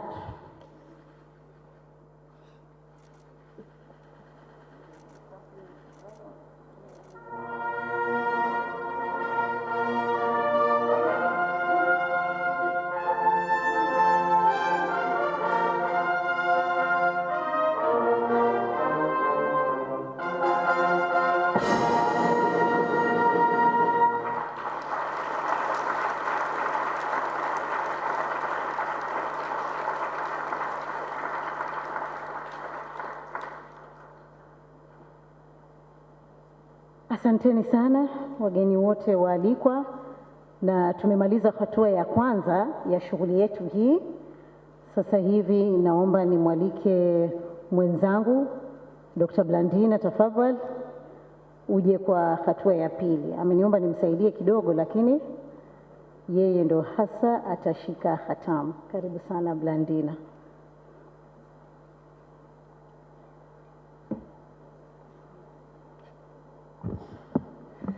Asante sana Zura. Mheshimiwa Rais, kwa sasa hatutakuwa tena mubashara tunapoanza ratiba hii, na vile vile hatutakuwa fomo sana iwapo utaturuhusu. Mheshimiwa Rais amekubali. Makofi kwa Mheshimiwa Rais. Tumesikia mengi sana toka tumefika hapa saa 9. Lakini mwishoni Mheshimiwa Rais ametusaidia, amesema kuna mfuko ambao tunataka uache alama baada ya kuanzisha jukwaa hili ambalo litafanyika Septemba. Basi wenzangu kutoka protocol wametuandalia kadi. Hii kadi ina kazi kubwa 2. I hope inaonekana, kila mmoja ataondoka nayo. Upande wa kwanza kuna wale wanapenda kutoa pesa. Unaangalia UTV.